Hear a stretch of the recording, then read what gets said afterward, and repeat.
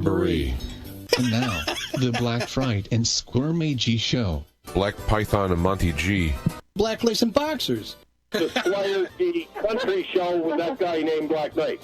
The Blue Flame and Taking the Pipe G. The Black Smoker and Stripper G. Welcome to the Black Knight Squire G Show featuring Rex Ungerite. The Black Knight and the Squire G Lost Cause Show. Sparky with Black Knight Squire G. Squire Knight and Black G Show. Black All Night. And the Squire OG Show. Rex Ungerite Show featuring Black Knight and Squire G. Oh, there you go. And now, words of wisdom from the Black Knight and Squire G Show. You know, you gotta, when you're smoking, it's gotta be hot, because if otherwise the cigarette won't stay lit. Yeah, otherwise it wouldn't be smoking, I guess. It'd be just like sucking. this has been Words of wisdom from the Black Knight and Squire G Show.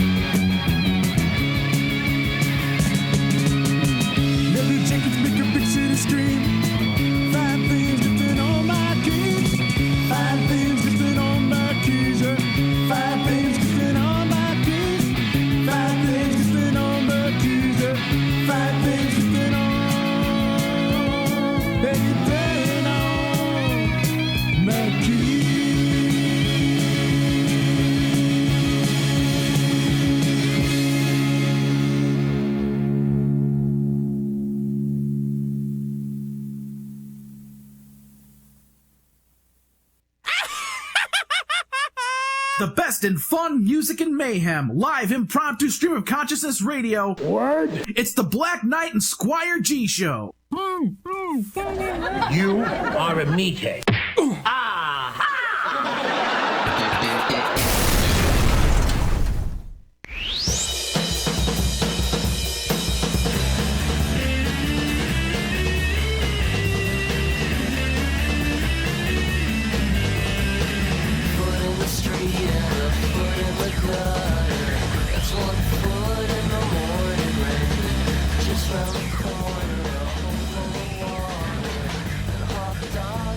All right.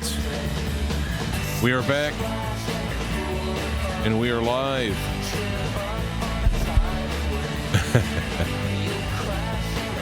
Black Knight Squire G Show. As you can see, there's Squire G. still looking a little stiff. Here to do this. Oh, it won't work because I don't have my cam that far. I have to put my fingers for you. Yeah, the Squire G is not here. He is having trouble in families with health and so on. So, obviously, God bless there. I hope things work out. But I am doing a show mainly because I don't do a show without Gary and the Squire G. Oh, I said his name. Now you know who he is. Oh, my gosh. Anyway, but this is the one show a year that Prize Master D, Frankie D also, he wants to do because it's the auto show. And he goes out and does a live report. Let me see if I can tune in here. There we go. Live auto show, the Chicago Auto Show in the background running. Frank will be here to do a report. Prize Master D. He has given out auto show tickets. By the way, if there's anybody here in Chicago area, anyway, that would like free tickets, he has given us some coupon codes where you can go to the auto show website and enter the ticket code. Let's see, let's go to the webpage. You can enter the ticket, hit the tickets button, and then they have promo code. I see that down there. You can enter that. And that is where you can get a free entry. I think it's like, I don't know, it's like a $13, $14 ticket. So, that's nice. And so Frank has been working on these things. He does a lot of stuff, a lot of promos, things with cars, and I use stuff with my truck, additives and whatnot. That works great. So he's been doing that. So he's going to call in at some point. He's going to be right around in this area here that he'll be able to talk. So we'll get to that when he does get in there. Meanwhile, also, oops, wrong button. Also, a lot of our people aren't going to be around today. It is Aces Over Kings, a normal, has become a normal staple on the show. He has had a whole day planned with his father, I guess, coming into town or what have you, so he won't be here. And we have Rex Ungerite, should be showing up in a bit, the periodontist, official periodontist. And we'll be giving good old Uncle Al, the crazy Krabby Canuck, we'll be giving him a call. But if you'd like to join in on the fun, the way you could do that would be through the BKSG Skype, which is BKSG Show is the ID. You have to, I guess, add to your friends list and, all that stuff, and we can get you on the air. Another way to do that is call our toll-free phone line. Yes, we're one of the few shows who have a phone line, an actual real phone line. It is 888-863-2722. Frank does call in on that line when he does the live stuff. So trying to get him to get into the new year, new ages by having a smartphone where you can simply use it with a stand and use Skype and with a little lapel mic and all that, and you could do a full-blown HD broadcast, depending on your connection, that is. But that's a little bit too far from his thing. Also got a couple of videos queued up. Have a song, a video queued up on Skype. YouTube. The problem is we moved to YouTube. We're under all kinds of constraints that we didn't have when we were on radio stations because they paid to have license or whatnot, and YouTube is really strict. So that opening theme that you just heard probably will automatically have a copyright claim, which will put commercials on in the show. They're not our commercials, so but that's our theme show we've been using for the last 15 years, theme music. And Gary's actually talked to the band, Apples in Stereo. They have no problem us using it, but it's not for them to say. Once you sign a contract with a record label, it's the record label now owns the recording.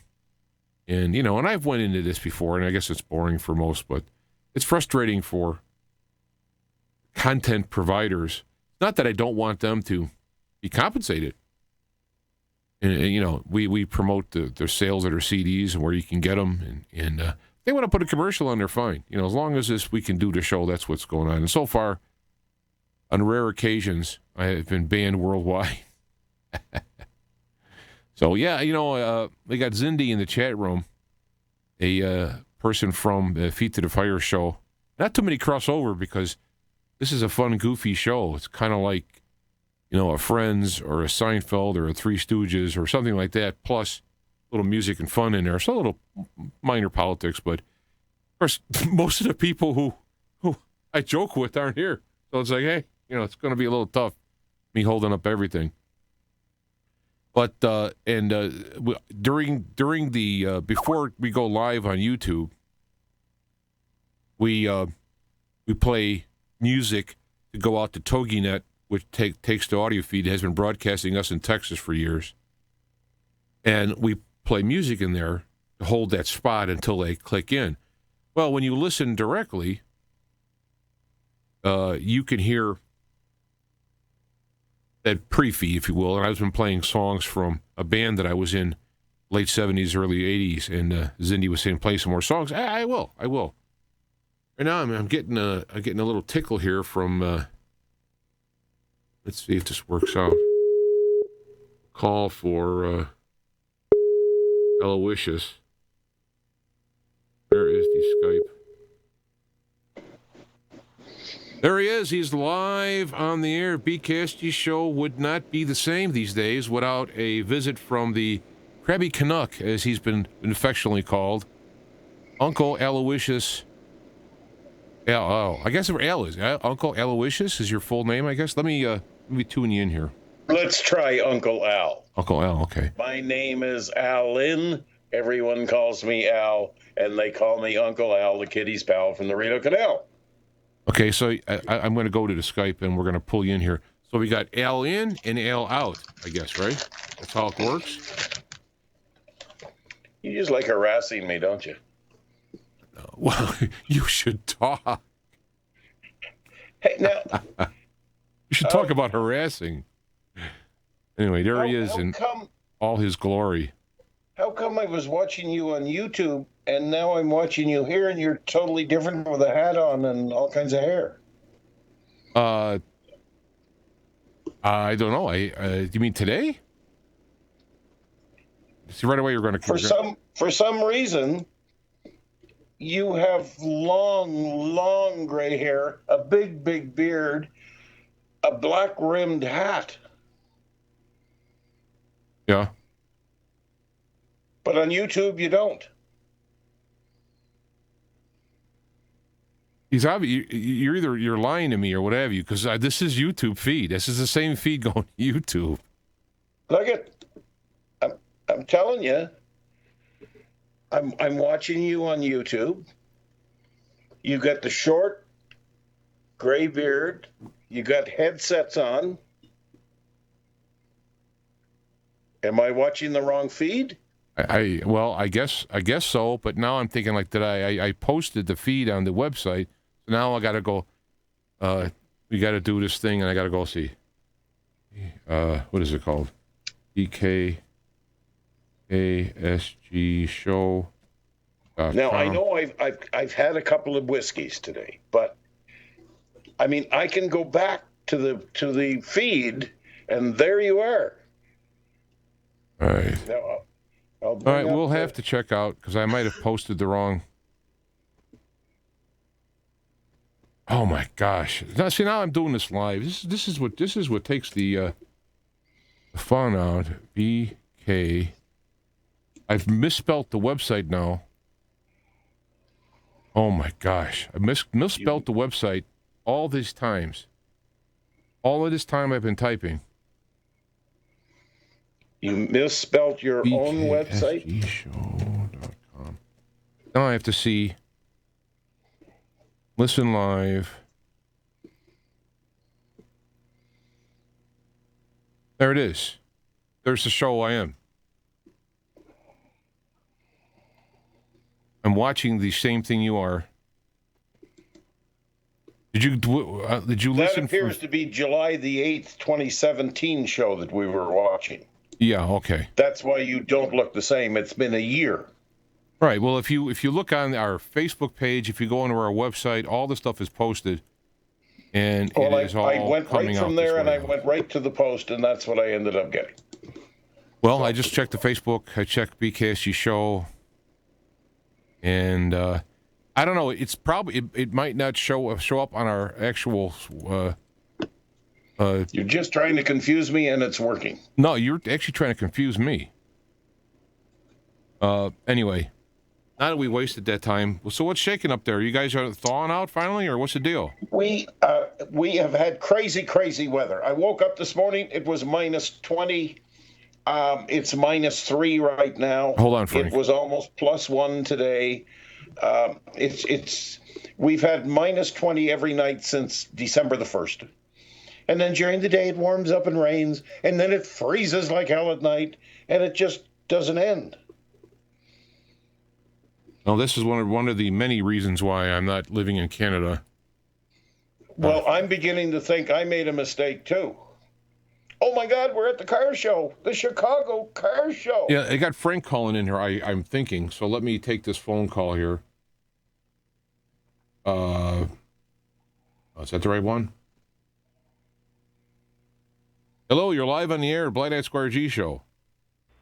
Low Price Maestro D here, calling from the Chicago Auto Show. I don't see you in your little How's it spot. going?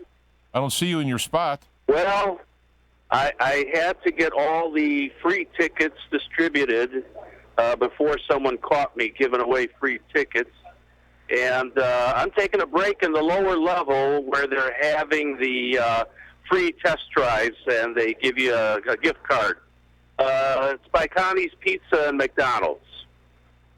All So I right. had to take a break. It's been a rough day. I tell you, I started at about 4 in the morning, getting ready because we had the ticket giveaway at Illinois Battery Specialists.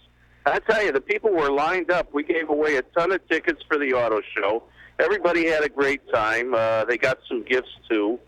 And working with Illinois Battery is a lot better than the last place I worked with. They had a sign out in front. If anyone didn't like the service, they had a service manager called. Her name was Helen Waite, and the good. Let's get the mechanics last would name. say, Here, so we can all get sued. So let's get the last.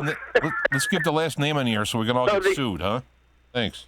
So anyway, so the mechanics would say, if you have any complaints, go to Helen Waite. Well, there's one that's about 35 years old. Very good. Very good. Well, that's better. Yeah, 'cause, all right. It's good he's getting there because he Okay, was well, looking at those 13-year-olds. So and I was anyway, warning him before. After we got through with that, project over at Illinois Battery, I went home. The wife, she was supposed to come with me tonight, and but she wasn't feeling well, and so I said, okay, I'll go myself. Anyway, I really wanted to test all the new models, and she said, you can test all the new cars, but if I find out that you tested any new models, you'll be testing an ambulance next. That's actually that's funny there, Frank. It must be someone else's joke. All right. No. Yeah, he didn't. Anyway, after I got here, and I gave out all the free tickets to all the unsuspecting passers-by, which, by the way, there's a problem with doing all that. That's called the Trojan horse syndrome. Everybody is suspicious. You're giving them free auto show tickets, but everything worked out real well, and that was a nice promotion. And then, again, I get to the entrance so I can get into the show, and security says they want to inspect my bag. I says, well, that's going to be kind of rough. I left her at home. Oh, God. It just gets worse and worse and worse each show. Well, all right. Well, at any rate, I'm done. I had to get all that off my plate. Of course, he had to say Ray. And we're here at the show. He had to do his racist Asian rant thing. That what? I said you had to. I got to tell you a true story about as opposed to the other stories you're telling us. Go ahead.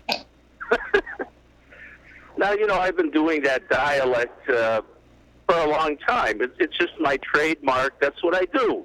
I'm typecast that way. But after doing it for so many years, I ran into a little problem where, it happens all the time. I'm having a hard time, saying words with the letter R, like ribbon. It comes out, living.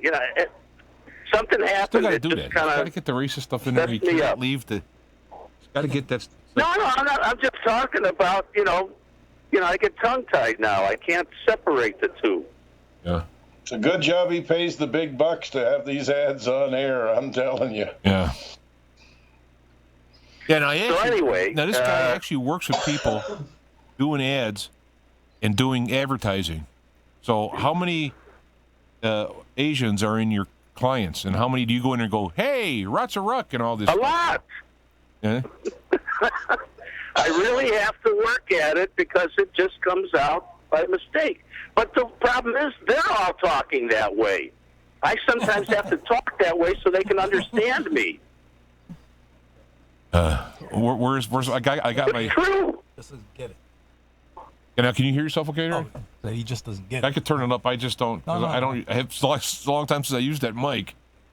I got the Bob War here in the studio too. So. In from the snow. Okay. Hello, Bob. How's Uncle Al doing up in Canada? I heard him talking about the cold weather.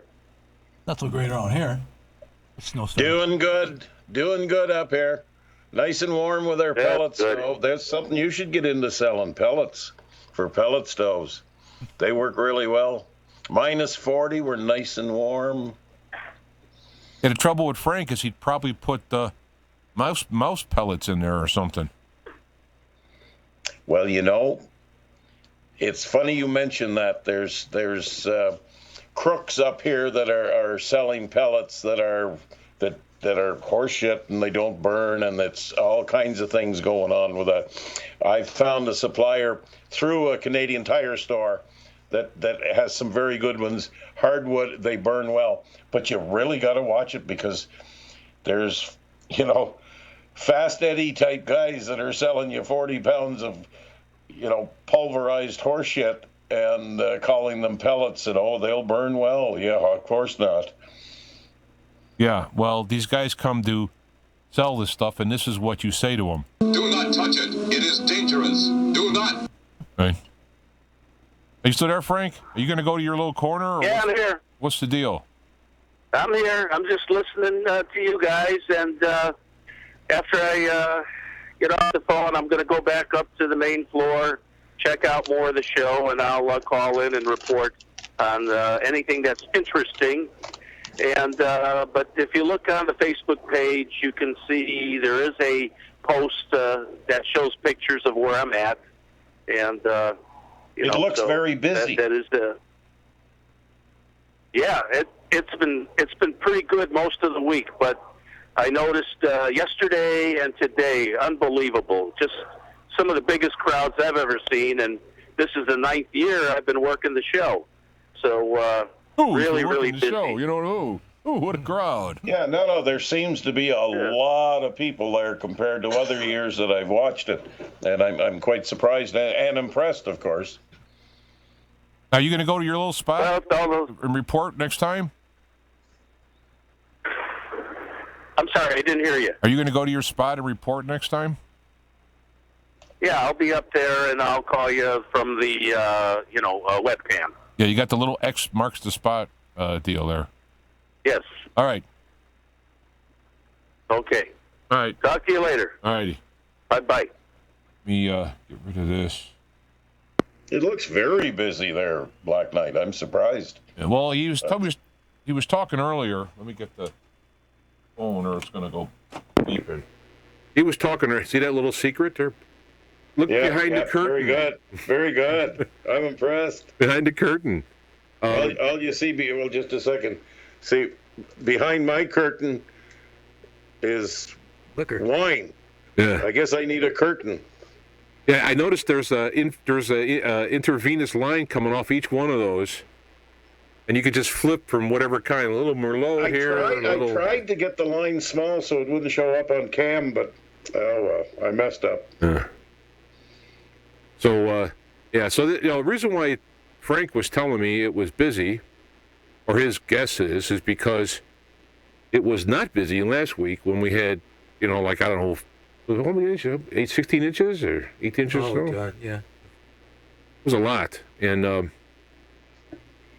that's why people didn't go out there. So when I tuned in earlier today when I was setting up, it was jammed. How long does that thing run? It runs 2 weeks. I don't know if it's actually 2 weeks, but it might be like, 12 days or something. It might be 2 weeks. Because it was last weekend, and it ends this weekend. So 2 weekends and the week in between, I think it is.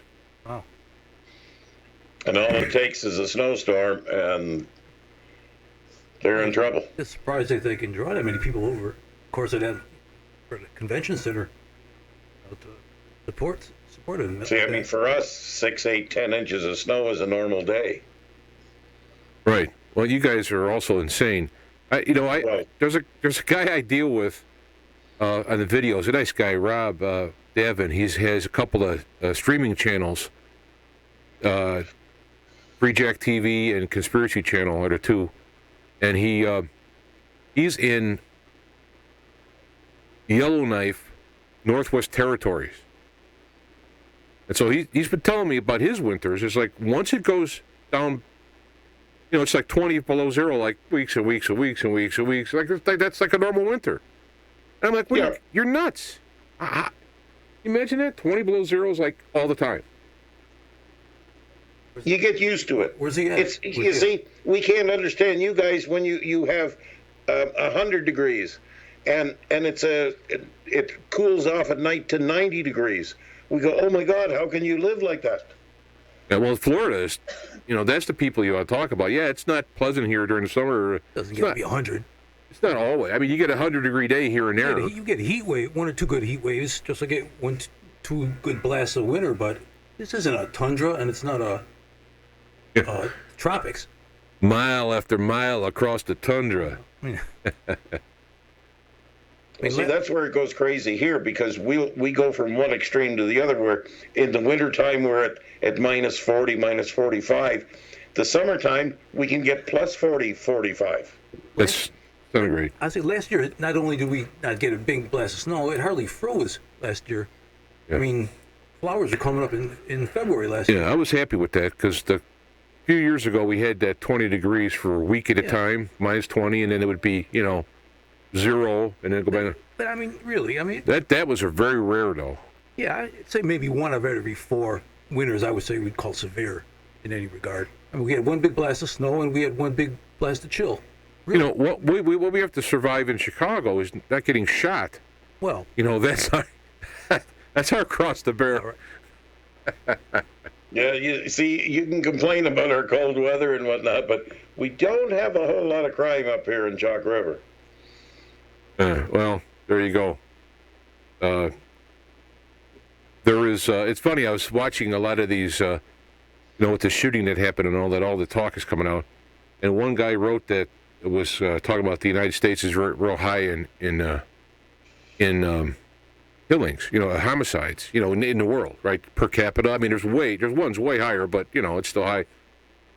And the guy says if you remove Chicago, New York, L.A., I don't know, San Francisco, if you take those cities out, it's near the bottom. So you can see where all the action is. And of course, where I'm out here, I don't know, 35, 40, whatever, 40 miles from Chicago, 35. Yeah. And not have to worry about that per se. So. But unfortunately, even in Ottawa, where I used to live, the drug trade is taking over, and the killings are starting, right here. Toronto is getting as bad, Vancouver. The drug trafficking is really causing a big problem all over the world. Yeah, that's where most of the crime from Chicago emanates from. It's gang warfare it's driven through the drug trafficking. Yeah, well, I mean, it's happening right here in Canada also. I mean, it's no different. Yeah, you could even, in Chicago, you could even subdivide Chicago. It's an easy way to become a millionaire, so they expect to do it. You could even start subdividing Chicago into regions that are going to be higher and lower. So as you keep... I'm getting Zindi in the chat room here. Apparently it's in Jasper, Alberta. And they worked for 8 hours at minus 30 outside. I don't know what they were doing. Yeah, well, Jasper, yes. But, I mean, talk about gorgeous. She lives in a postcard then, if she's working in Jasper. If I recall, yeah, just for the tally books, I believe it's a he. Because I think the Zindi, sounds feminine name, so he corrected. Dave Moore, checking in the chat room. We don't know DJ Dave. DJ Dave in the UK. It goes back quite a ways. Oh, hey. He's old. He's old. I wonder if we can get him in here too. Hey, you're in the chat room. Just let me know. I'll try and bring you in Skype if you want. Just let me know. I don't know what he's actually doing. Aces over Kings, I mentioned, won't be here because he had plans with his father. Like he came into town or something. So, and the Squire comes first. I still can't get him. He's still frozen. I can't. I'm, just sitting there. So, but we are live with Uncle Aloysius, I'd like to say, from. Thank you. Canada. Now, if you're a Canadian, you should be from Canada, right? Or if you're from Canada, you should be a Canadian, right? So if you're from Chicago, you should be a Canuck. A Chicagoan, crazy or whatever. But when I was down in Mexico, I was talking to people and they were kind of mad, like we call ourselves American. You call yourself Americans in the United States. Well, we're Americans too, I go, fine. What would you like to call us? United Statesian? I mean, that's fine with me. I don't care. Anything other than, a-hole is fine. Which... Asshole. Yeah. Country. Well, people usually... I think that gets called a lot, too. People usually... All right, I'm going to call him. So, Al, I'm going to call him, but it's going to disrupt. Go ahead and talk. I was saying, usually, when the United States, usually identify himself for what, like we do, like what state you're from, what region you're from, what city you're in. Not, I'm from the United States of America. Hi, I'm from the United States of America. All right, we're going to lose you for a minute, Al, while I try to get him in, so just let you know. That's all right. Just block me out. I'm used to it. And I don't know what kind of... It looks like he's coming here. There he is. There he is. DJ Dave live from the UK. Good evening. All right, let me bring... hope you can hear me, guys. Yeah, what's going on? How you doing? Hey, you're getting I'm all right. Doing a beard thing there, huh? I haven't seen you in a while. I know. I do. Let Uncle Al explain. Well, I think he's trying to look like the Black Knight. All he needs now is a hat like yours. There you go. He could start his own radio show. There you go. Let me go to a new screen here. here. He has been doing a radio show for 15 years now. Yeah, go ahead and get you guys talking. I got to add these people in here, so it takes a little work on my part. So how's the weather up there, Dave? It's okay. Yeah? Now look at Dave. What was this little thing that you put on the Facebook? Oh, I took it off. Oh, you took it off, did you? Okay. Because sex workers are going to come in and look after you or something like that? Well, yeah, in some other countries they do that, but in the UK they're a bit problematic because of the law. I kind of wondered about that. When you posted it, that said,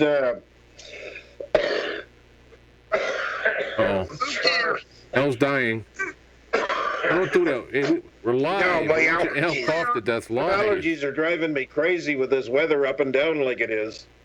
And my eyes, nose, and throat just go crazy. It's rather cold in the UK recently, you two. Well, now you've got some strange heaters over there, Dave. I know with Nutty, he's got a hot water tank that heats at night, and then it warms his place during the day, and once all the heat is gone, he's without heat if it's real cold. How does that work? I got underfloor heating, and that has not been working in my place, so we've been rather rough. Wow. See, of course, you guys aren't really set up for the cold at all, are you? No, we're not. Anyway, the UK is supposed to be a warm place. yes, but it's been diabolical recently. Well, I think it has been all over. I mean, how would you like to have minus 20 to minus 40 degrees weather for 3-4 weeks, Dave? I'm not going to say it, but no way. Yeah, no. Fortunately, over here, we are set up for extreme cold, and it really doesn't bother us. We have warm clothes and, nice boots and the car and the heaters in the house and everything.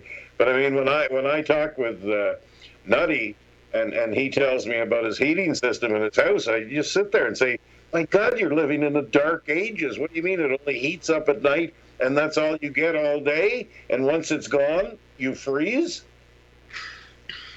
I know. Nutty and I had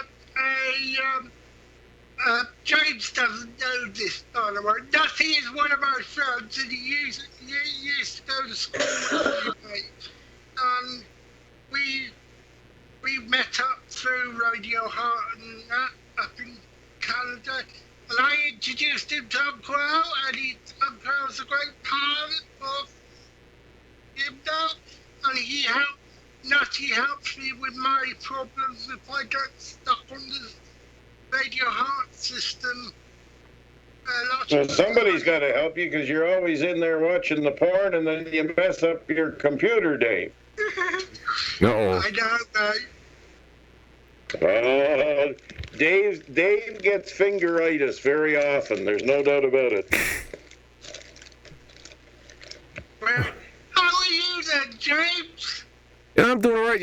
I was in the hospital in end of September, beginning of October, and my and I was fine. I had some kind of bacteria, and they got it or whatever. But in the process, it screwed up my gut.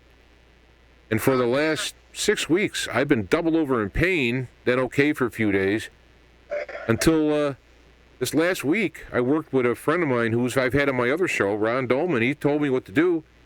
Take these probiotics, stop eating these, and stop eating wheat, stop eating these other things, even though it never bothered me before.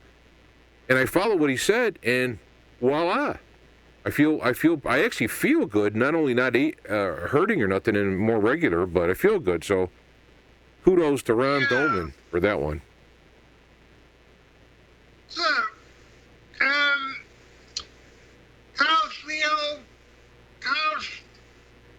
I see Squire G's a bit frozen there, but never mind. Yeah, he's been. We haven't done a lot of shows recently because he's been taking care of his parents who are ailing, and his mom in particular is getting worse. So he's pretty well taken with that. And I call him and mention we'll do a show if he can come. And eventually, things will work out there. I guess it may take a while, but and Lucinda is out there battling the snow. She hates. She's told me 100 times now, or if it's not 1,000, how she hates winter and hates snow. And okay, it's Chicago, so if you're going to be in Chicago, Is nice, okay? do you get much snow up there in England? Well, this recently we have had snow and ice and all sorts of things. Actually, today we had an earthquake in the UK. Wow. It was 4.4 on the Richter scale. Quite bad.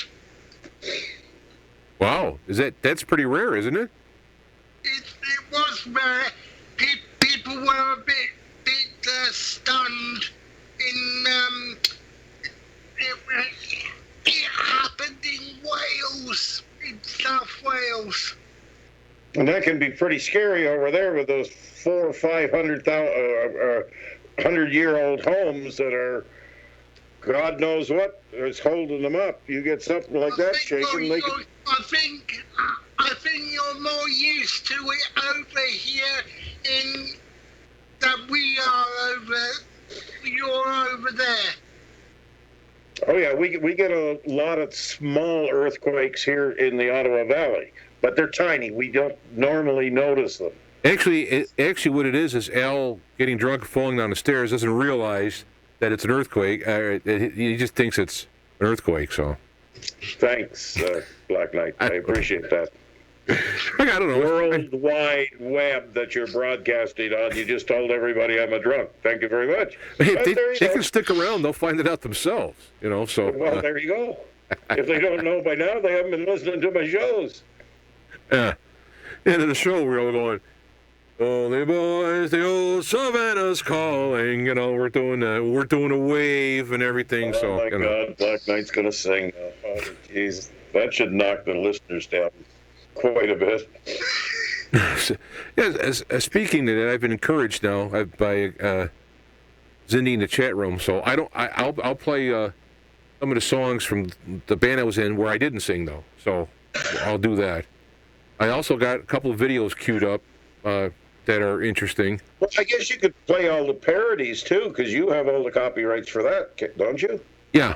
So I could play the parodies. Now, I mean, to get into a long legal discussion, maybe not. Like if I was Weird Al playing these parodies, he's got to get permission from the owners of the song, because legally, if you change the music too much, or if you change the lyrics, you have to get permission from the copyright holder. Okay. That's why Weird Al initially wanted to do a song from Lady Gaga, Born This Way, and she refused. So then, no, Shania wouldn't do it because it's the exact. The words have changed, but the music is the same. But you'd have to go to the NAC or whoever owns the copyrights and get permission to do it. Now, a lot of them do it because, if you're Weird Al, like for example, what he did was he did the video anyway and released it free. So there was no money being exchanged. Now, I don't think he could still do that. But at that point, Lady Gaga reversed her decision. I guess somebody told her that it's a compliment to be parodied and all it does is promote your stuff, as if she needs promotion. Exactly. But so he ended up doing it. It's rather funny. It's really good. But it, so if you change the song, say if I want to do a hard rocking song and I want to turn it into an acoustical song, even that, you got to get permission because you're changing the point of the song. And, of course, 99.999% of the time, they'll say, fine, if I'm going to get some money out of this, do what you want. Uh-oh. Okay.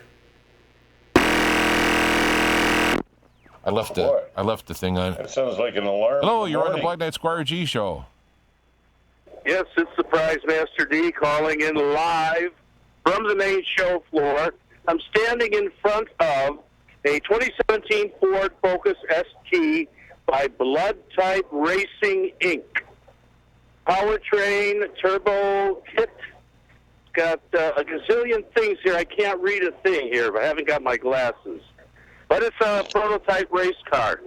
Over to my right here, I don't know if you can see, they got a Ford GT, and the Toyota exhibit is over in that direction. Oh, there you are. Over to my left. There he is. Oh, did I finally show up? Yeah. So, again, to my right, your left, we've got the Toyota exhibit where I've been checking out the Prius, the new Prius line. Everything behind me and to my left is mostly luxury cars, your Jaguar, your Cadillac, Genesis, you got far in the further Mercedes, Volvo, This is mostly the luxury line in this area. And this is called, behind me is the South Hall. Now, the other direction that I'm pointing at now is the North Hall, and there they got the Chevys and Kia and a lot of the other more affordable lines. So this is a huge show, 1 million square feet. But this place is unbelievable. I tell you, you could easily fit 2 million people in McCormick Place. It's like a big city. Probably over 10 million square feet in the entire complex. And, well, as you can see, it's pretty crowded. Yeah, we got you zoomed in there, Frank, so, do calisthenics or something. Okay? This is about all I can do. What's that Bouncing up and down. What's that TV show where they put people on camera and they talk to them in their ear and get them to do things? I don't know. I have you tried to kiss a guy, except A, one, he might kiss back. B, you get arrested. C, he breaks your nose. So there's not really a good thing to do there. No. But, I think it was the year before last, I did see some guy bouncing all over the place, and I'm pretty sure he had somebody watching him on the webcam. Oh. Yeah. So like, we can't talk you into, dropping your pants now, right? Oh, please, my God. No, I don't think so. Now, he should You have been do prepared. see him wearing the black pants underneath it or something. Nah. Yeah. No, listen, I get into trouble easy enough as it is. Yeah. Yeah, talk to us. You want to try and interview somebody? I don't have to try to get into trouble. Trouble comes looking for me. So don't get me started. Yeah, it's called restraining orders. Yeah. But anyway, everybody's behaving. Somebody wants to see this car here, so I got to move. No, hey, we're telling you you're on the Black Knight Squire G show. You wait, pal. Yeah. Come on. I don't have to tell them. Yeah. I got my Black Knight Squire G badge. Yeah. I tell you, wearing these two badges, I got the media badge and the Black Knight badge, and people see that and they're like, oh, they kind of, oh, how you doing, buddy? And they're like, yeah, hey, you're with the Black Knight Squire G show. Wow. Oh, full access. Yeah. You know something? I don't have a badge. I don't need no stinking badges because I am the Black Knight. Federales. That's right. That's right. You've got the sword. You don't need a badge. Yeah. So anyway, it's kind of interesting. What's interesting? Hello? Yeah, I'm listening to you. No. They have these, they're not doing it now, but, they have these announcer actors doing various presentations. And it's kind of funny. I'm looking at this sign over here to my right. It says, I work in one of 10 Toyota plants in America. Well, one of the questions they ask when they do these presentations is, are there more than 7 or less than 7 plants, Toyota plants in America? Well, almost right next to you, there's a sign that says, I work in one of 10 Toyota plants in America. Yeah, so how many I people just found that kind of interesting. Are there celebrities at this event? Pardon me? Are there Frank's there. Are there celebrities at the event? Yes, there are. Yes. Yes, there are. Bring him over here. For example, the Prize Master D. I'm the celebrity. Well, yeah, it's more our speed. That's right, yeah. Why don't you bring him over here? I was at the auto show here, and I met Walter Payton there. Is there any kind of Walter Payton? I saw some celebrity lookalikes. Well, what do you think? I just saw a guy that looks like what's his name? He's walking around. I can't get a picture. Yeah. Yeah, why don't you bring? I tell you, go to a celebrity and say, "Yeah, stand by this car. I want to be live on the air with the Black Knight Square G," and then share the phone with him. We want to interview you. Yeah, we want to interview him for the Black Knight Square G show. Yeah, he's like, yeah, right. And Yeah. Go ahead. I'll meet you there. You know, go ahead. I'll meet you. Oh, I'll tell you what. I'll stop off at the B96 Radio's booth. Is Jobo? Are they still around? No. Jobo. Or are they just doing Yeah, he might insurance? be there. Hey, we can't complain. So if we're not doing insurance gigs, so obviously we can't call the kettle black when ours is. Anyway, yes, Frank. So now you know that you remember I built my plug-in Prius. Yes. And what's interesting is that almost every new vehicle introduction is basically based on the project I was doing. In other words, you remember when I was saying electric wasn't going to take off and that the plug-in hybrid was the way to go? Well, every single manufacturer is featuring plug-in hybrids, and most of them do not have all the features that we built into the prototype that I built, with the engineers I'm working with. And the best one is still missing two of the features we have. I've had a chance to talk to, the various people here, but didn't tell them about our project. And it's really amazing how that just kind of worked out that way. Unfortunately, since we don't get $5 billion in funding for manufacturing and promotion, we haven't been able to make our project take off. Yeah, doesn't it sound like something you'd hear in a bar? Yeah, we had all of this stuff, and then they did it, and right. Well, look, hey, we've been doing stuff on the radio here. I was using Skype before Oprah. I was doing stuff. So hey, Well, we're the pioneers. We're the losers. And you know what happens? That's what it is. Well, you know what happens to the pioneers? Yeah, you know what happens to the pioneers? That's what happens to pioneers. we pioneered in automotive and radio and broadcasting, and that's what happened to us. There we go. Yeah, that's what happens to pioneers. We don't get no respect at all. We don't get no respect. No. We don't have badges. You're starting to sound like somebody. Never mind. But when you think about it, Black Knight, we have really pioneered radio in internet radio in ways that other people never thought could be done, and you've done a lot about that yourself. Yeah, because people ask, how long you been doing this, and I'm like, well, I'm actually in my 16th year, 15 years. I'm like, 15 years, and then the next thing I'm waiting for is like, why haven't you advanced any or whatever, But the thing is that back in the day, it wasn't easy. Now anybody can do internet radio. You go to any of these one places, you got your cams are built in your computer now, and you just turn it on, and boom, there you are. YouTube has its own built-in broadcast. Back then, in the day, we had to have our own servers. Yeah, you had the server. You actually physically took a server and stuck it in a provider's place, and that's where we used to broadcast I was from. managing the provider, so I had the access to it, and that's how we started it. There we got the server. Boom, do what we want. Little Al did all the work on it technically, and we went that way. Then other people got the idea they could make money on it and sell server time.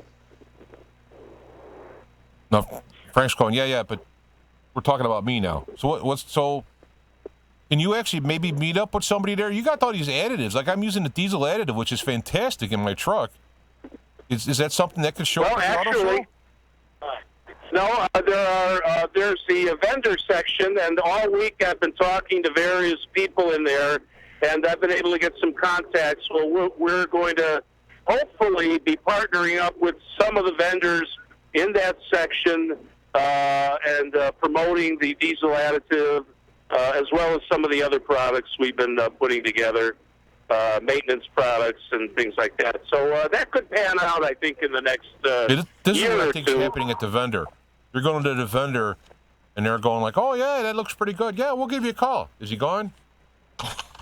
That's... Oh, no. Cool. I mean, but that's how people are at times, They're just jerks. No. You'll see. We're getting some pretty good contacts here. But I've been talking great to these stuff people that I'm for a using couple of anyway. years. Yeah, it's amazing. It's really amazing stuff. Anyway, Well, you're getting how many extra miles to the gallon using that Black Knight? I you know me, I'm a little bit conservative and critical, right? So I just don't like go off half cocked. But I've been using it for a while now, and because our loads are different containers, different weights, I don't have of course, perfectly, but I'm getting anywhere between 0.3 to 0.5 miles per gallon, which in a diesel truck is huge. Well, when you're doing how many miles a week, a month, a year? I mean, it's over 100,000 miles a year I drive. So with diesel, getting up around $3 now, when you per gallon, when you put that in the thing here, you're talking about saving, a lot of money per year. I mean, I don't know what I spent this year. I haven't done my taxes. In fact, let me use this cam for a minute to show you. Where is the back cam? You see all that paperwork on that desk? That's called my taxes.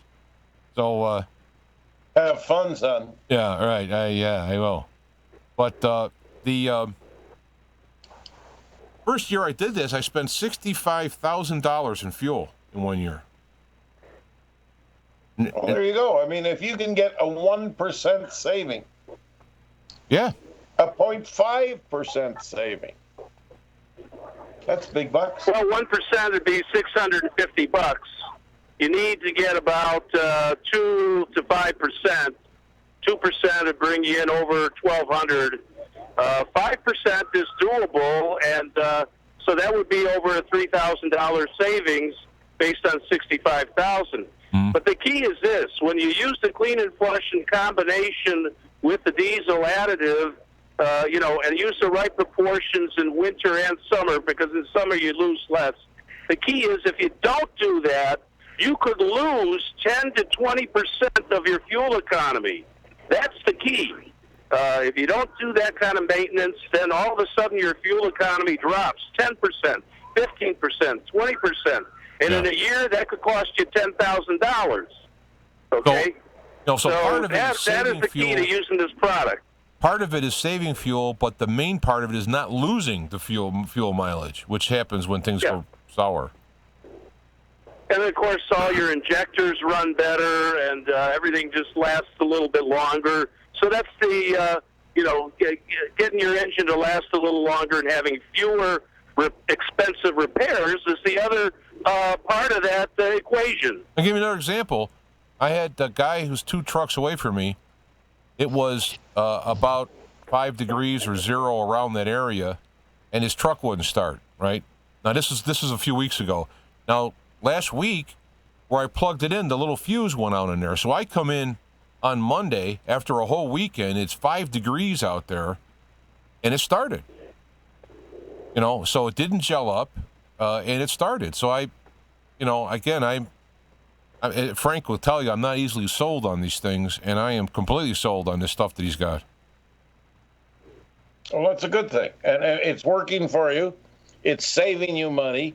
I mean, if the truck didn't start right off the bat, you lose 2 hours of driving time, minimum, trying to get somebody in to get the truck going. Yeah, not to mention paying for those people to come in and get the truck going. Well, exactly. You not only lose that time driving, but you have to pay them what do they charge? $125 an hour? Oh, we'll get your truck going, sir. Well, just a second, I'm going to have a smoke. And you're on the clock paying. This when you're out on the road and you break down, when they show up, it depends on the company. It's kind of it's like dealing with trolls, like the troll bridge where they pay. They'll show up, and it's like they show up, and it's between $100 and $500 to go, ta-da, here I am. So it's a lot of money, so you really don't want to break down. And that's why I use Clean and Flush. By the way, Frank, let me tell you about that Clean and Flush. I've been doing it like you said, where I put in three quarts when I do oil change. And this truck is running the best that I've had it. Now, I've also had it, the valves recalibrated. You got to do that every couple years. All right, so. Yeah. But there's no knocking. The lifters aren't doing that kind of thing where they're partially. I mean, I got to tell not lifters, injectors. I got to tell you. The key is doing it with every oil change and using those two products together as recommended. You're going to see continued improvement in your performance. Anyway, getting back to the auto show, if you look back right behind the vehicle that I'm standing in front of, if you see that booth over there that says welcome, get $50, test drive, that's the Ford test drive booth. You go in there and sign up, and they'll sign you up. You can go take a dealer test drive after the show, and you will get a $50 cash card that you can use anywhere as cash. $50 just for taking a test drive at Ford. Like a Visa card, Visa cash card or something? It's the Visa gift card. When you take the test drive, they'll give you a code. You email that back to Ford, and in 3 weeks, you get your cash card in the mail.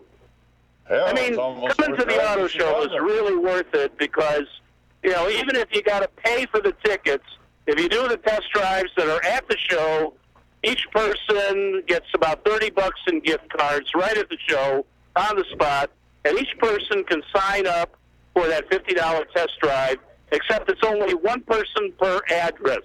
So, you know, if you go with a group, they all got to have their own home address. It can't be two to the same household or address. You can have the same address. But as that's a great apartment deal. 1, apartment 2. No. Yeah, I don't think you get away with that, but you might. That's okay. Are we giving people ideas on how to scam here? We don't want to get in trouble. No, you know, remember they decriminalize lying. Unless you lie to the FBI, you can lie on TV, you can lie on the radio, you can lie to your spouse. Yeah, you just can't lie to the FBI. That's you know, license to lie. Yeah. What's 007 is license to kill. So what's single O would be the license to lie or. Anyway, all right, let us go, Frank. And you going to call back a little later or something? Yeah, I'll check back later and see if things quiet down a bit. All right. Bye-bye. All righty. There he is, Frankie D. and the Starlighters. Still a very busy place there when I'm watching the video here. There's lots of people at that show. Got rid of it. I'm doing all these things here. I got some videos queued up here. Why don't we do that? Now, the trouble, guys, the videos are going to play in the same feed you guys are. So if you can not pause, mute your mics, I'd appreciate it. No problem. While we do this, and because it's going to come out the same computer. Oops. I got to hang up the phone here. Go behind the magic curtain. And push that button here. So let's see. What I have is, I don't remember all the stuff I played now. You know, because I have to be careful what I play because I'll get beat by the YouTube police. So I don't remember when I played some of these videos before. And of course, we do the show so often. It'd be like, hey, wait a minute. The last show you did, you played that. But it was like 2 months ago, so I don't remember. But this one is a pretty good video. I like this one. She's now passed on.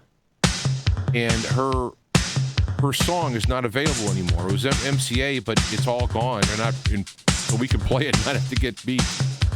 But this is Hillary is the lady. The song is Kinetic. This is from MTV back in the day, 1981. You're breaking up, and we have no audio here.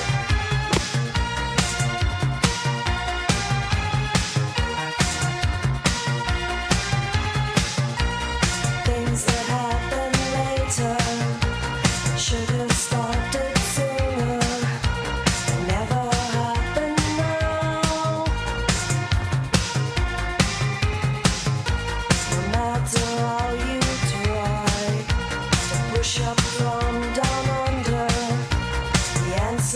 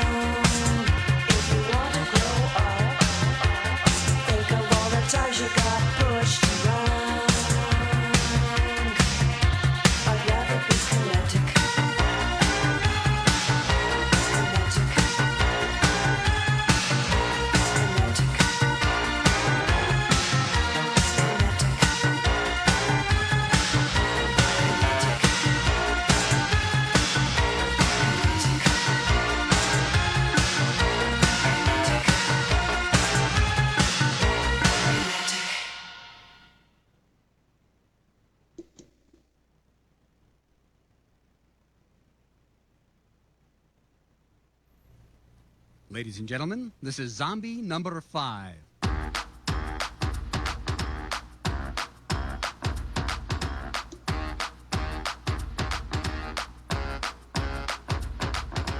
One, two, three, four, five. It's the time of year when dead folks come alive. Due to blood and gore, call the coroner. The girls want to hang around, but I really don't want to miss the zombies that rise this week. I love things bleak that cause a shriek. I like Frankenstein, Dracula, and any people eater, and anything that scares your average trick-or-treater. So what can I do? Some movies leave me bored. To me, a cheap thrill is all I can afford. Things that have died are all bad, dummy. Please send in the mummy. A little bit of Dracula in my life. A little bit of scaring from Vincent Price. A little bit of Tor on my TV. A little bit of someone you can't see. A killer like Godzilla I could use. A little bit of scary killer shrews. A little bit of devil girl in her tin can. A little bit of moon makes me Wolfman.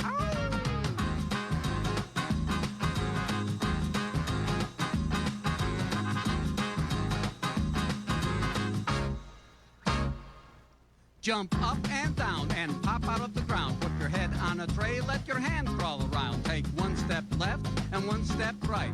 But don't step out on a moonlit night. Have a hand grab once and a hand grab twice.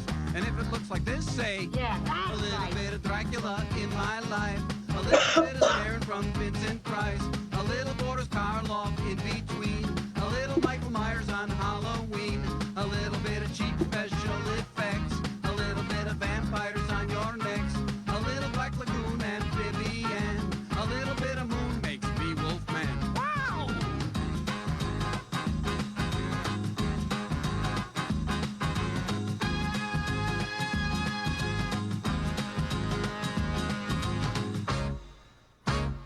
A little bit of Dracula in my life. A little bit of scaring from Vincent Price. A Norman Bates in my motel. A little Lily Munster, what the hey? A little bit of Freddy, what a rush.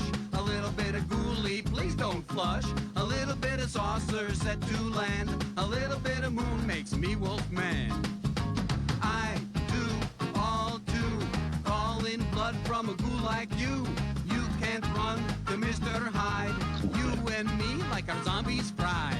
Yes.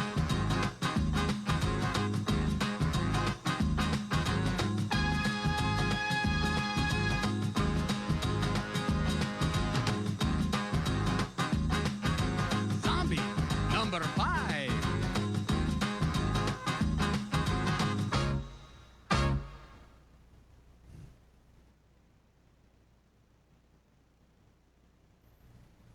Ladies and gentlemen, this is Zombie number 5.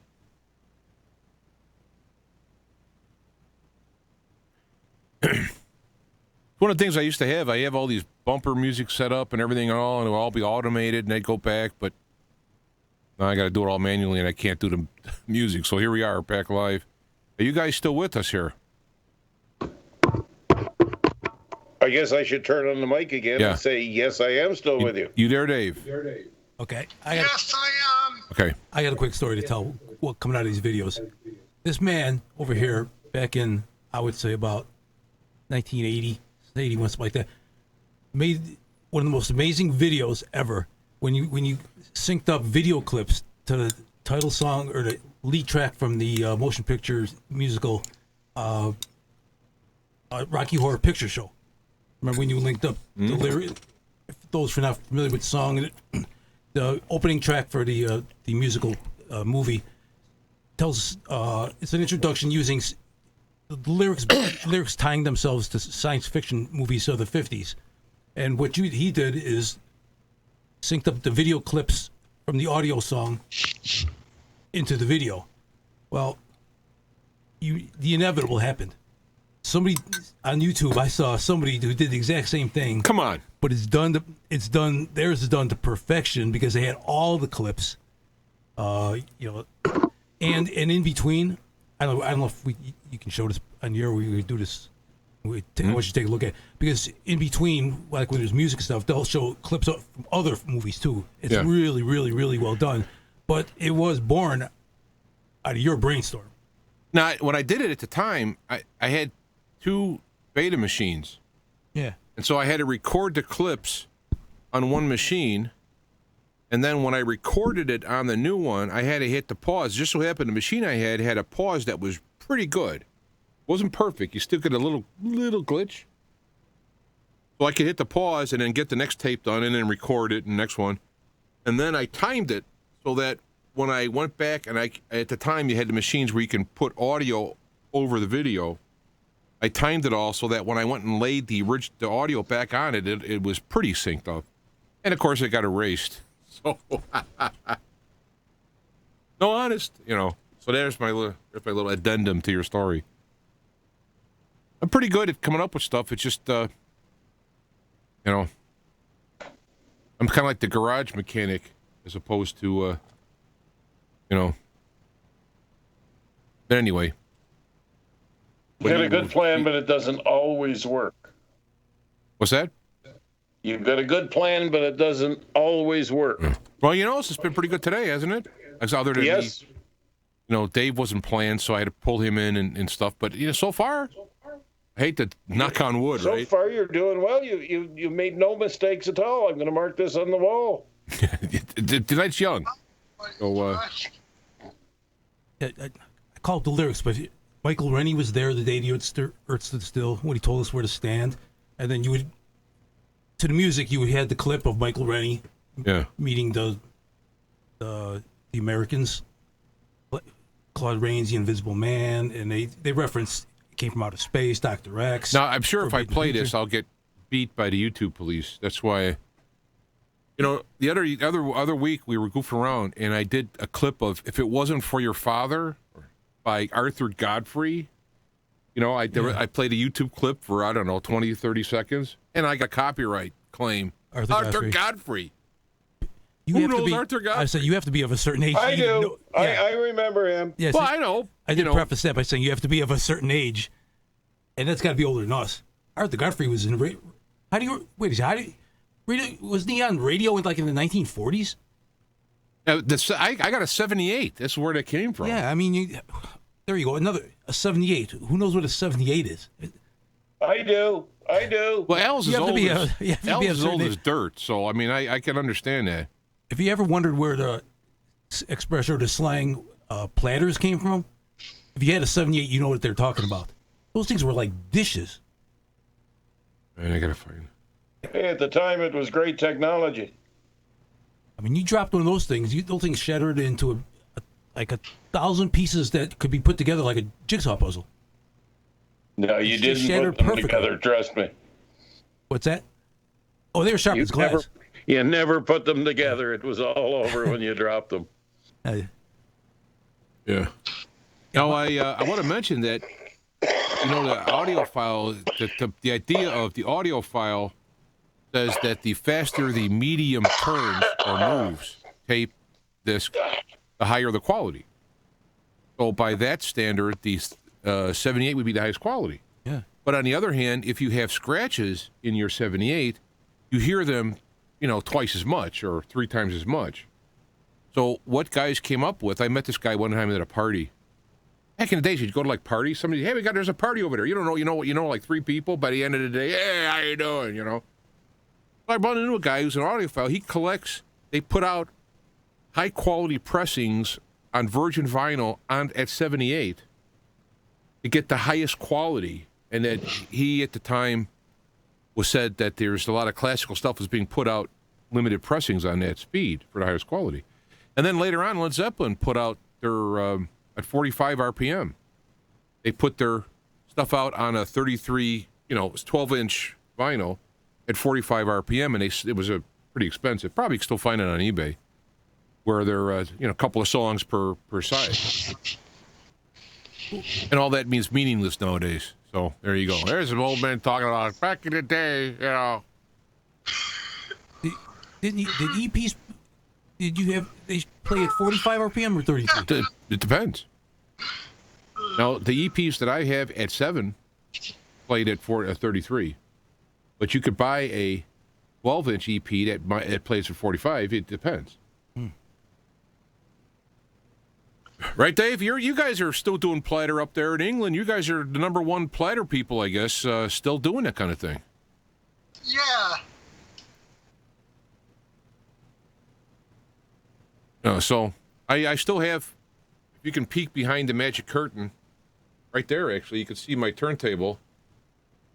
I have a Technics turntable I just ordered from Japan because I have a Stanton 681 Triple E cartridge, which of course is no longer made, right? So where's the magic camera here? I had to order from Japan.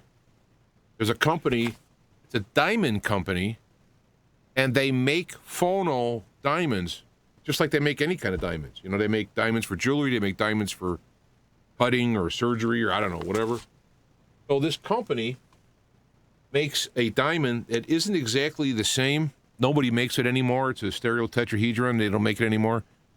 So they came up with a close version. And pretty much looking on the web groups, it's about the best you can do for this cartridge because the Stanton, even though they still exist, they don't make them anymore.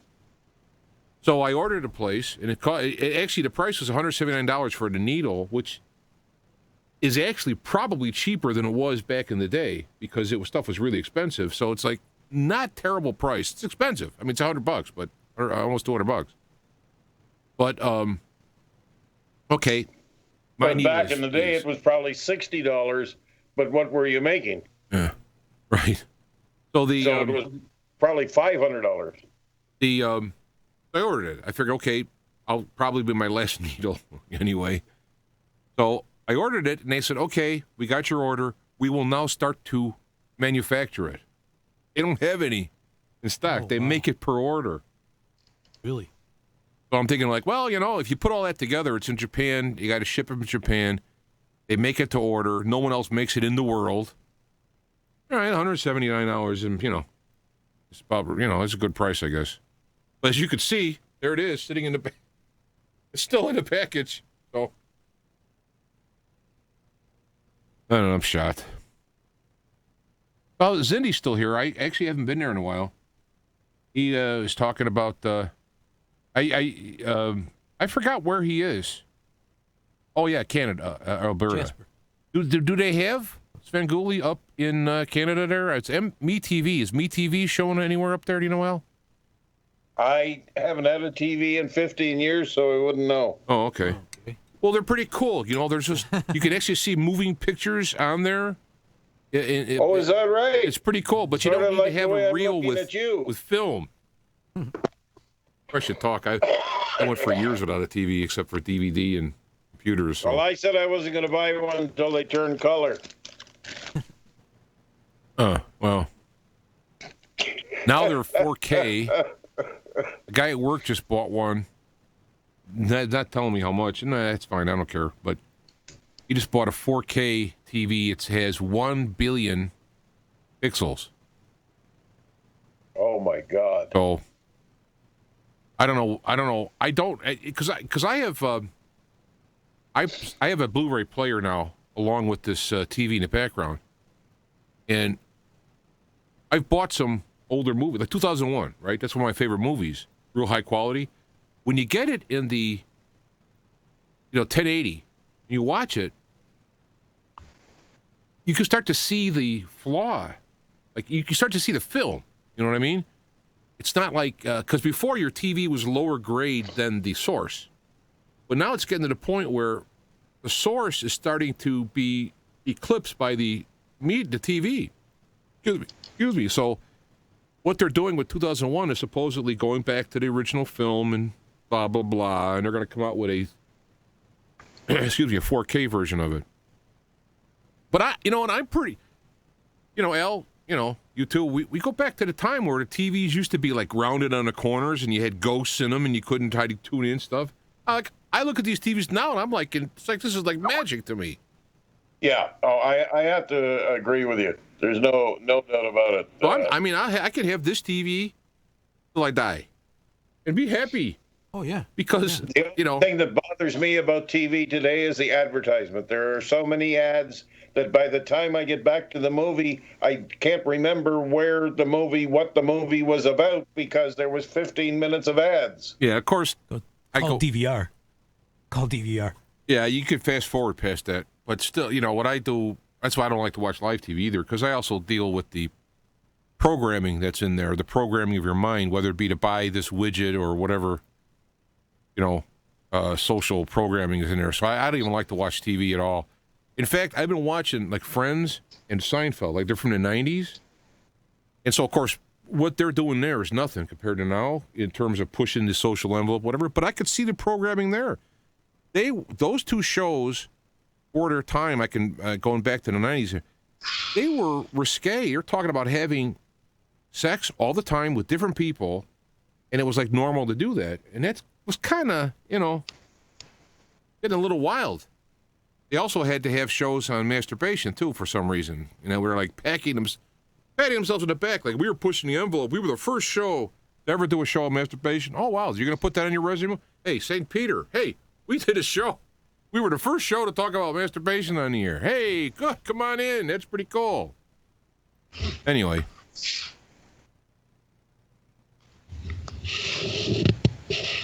No, it gets. I just got to the point many years ago with TV that I said, no, I don't need that. I'm not going to put up with it. So I don't really know what it's doing now.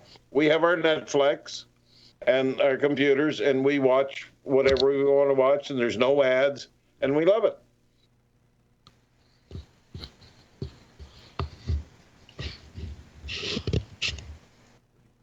Yeah, we have Netflix over here in the UK, guys. I didn't hear that. Could you say it again? I said we had Netflix over here in the UK. Oh, well, Netflix is all over, Dave, yes. Yeah, Netflix is going to end up being the new MGM. They're a multi. They films, original TV, everything. Oh, without a doubt. I mean, I think I'm paying like $10 a month. We can turn it on anytime we want and watch whatever we want.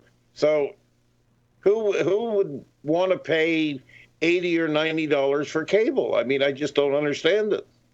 Well, not me, but I'm not the only one here.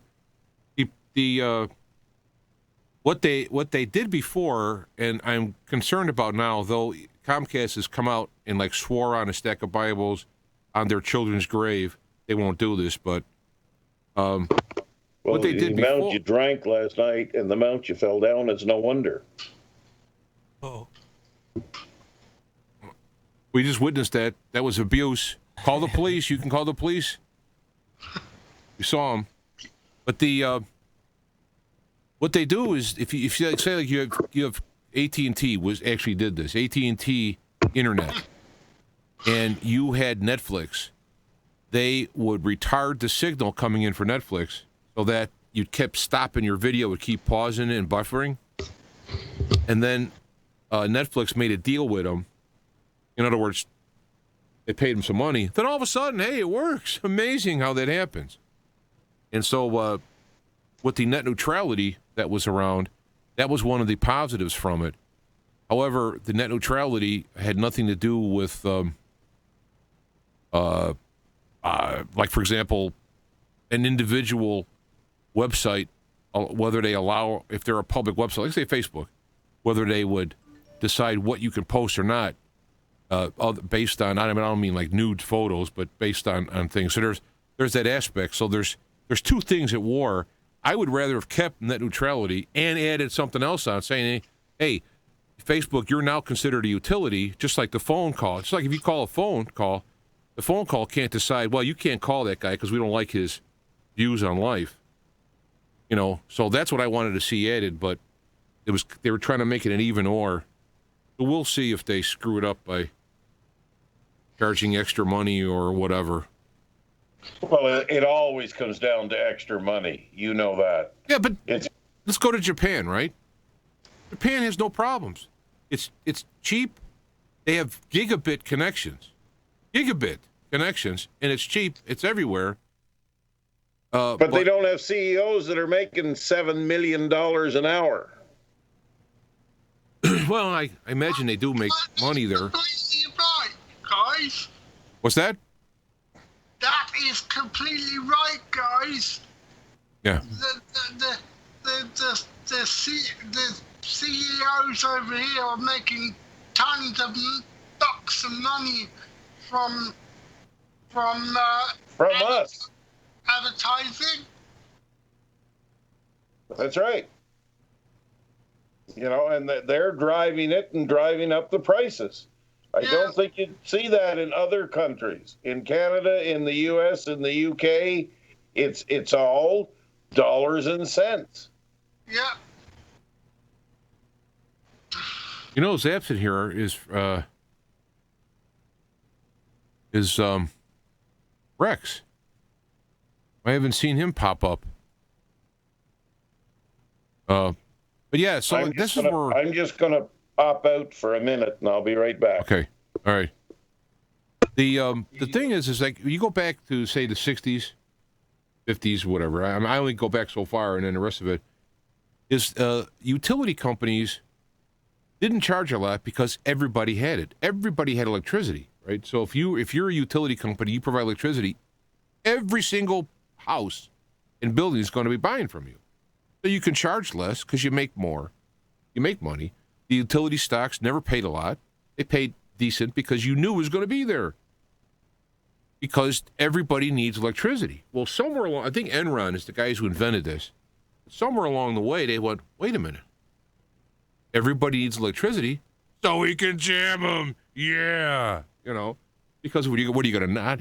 I remember hearing the Commonwealth Edison representative, which is power company for where we're at, was justifying their rate increase. They said, we're the cheapest rates in the nation. Okay? And that's because Illinois has a lot of nuclear power plants, which are very old, by the way. Oh, We know. yeah, they're very old, by the way. And I live. It was nice. I got a thing in the mail saying that I'm within the 10-mile zone. Good. So it's like good. But we need electricity. So what? So anyway, they're saying, hey, we're giving the cheapest rates. Yeah, but see, they can make it even cheaper because Illinois literally gave them those plants that were taxpayer built, and in return for a rate freeze. So just imagine going, I'm going to raise your rate to here. And I'll say, I'll tell you what, we'll give you all these generating stations for free if you keep your rate here.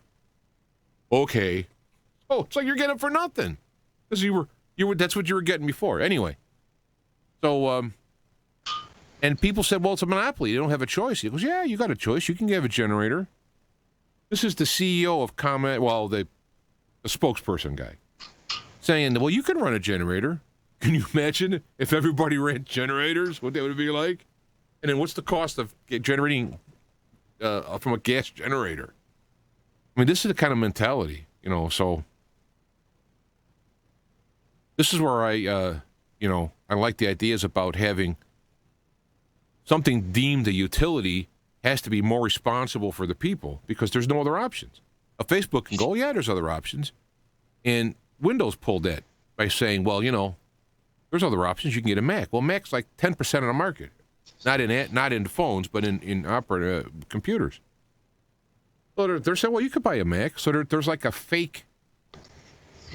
There was a time where if you controlled so much of the market, you were declared a monopoly and became a publicly controlled. Yeah, A&P. You remember the A&P food company? Yeah. They had a large nationwide market share, but it was something like, it might have been 50, but it was down in that range, 50-something, and they were declared a monopoly and had to be, their company had to be run. Now you got Windows is like 90% of the market. Yeah. But you can get a Mac, so it's, So what has changed? Or is it the politicians, or I mean, I would say it's a corporate base. Now, what Windows has done, I think, to stay off the ire, is that they've literally given away the last two operating systems. If you started out with 0, you got to buy something.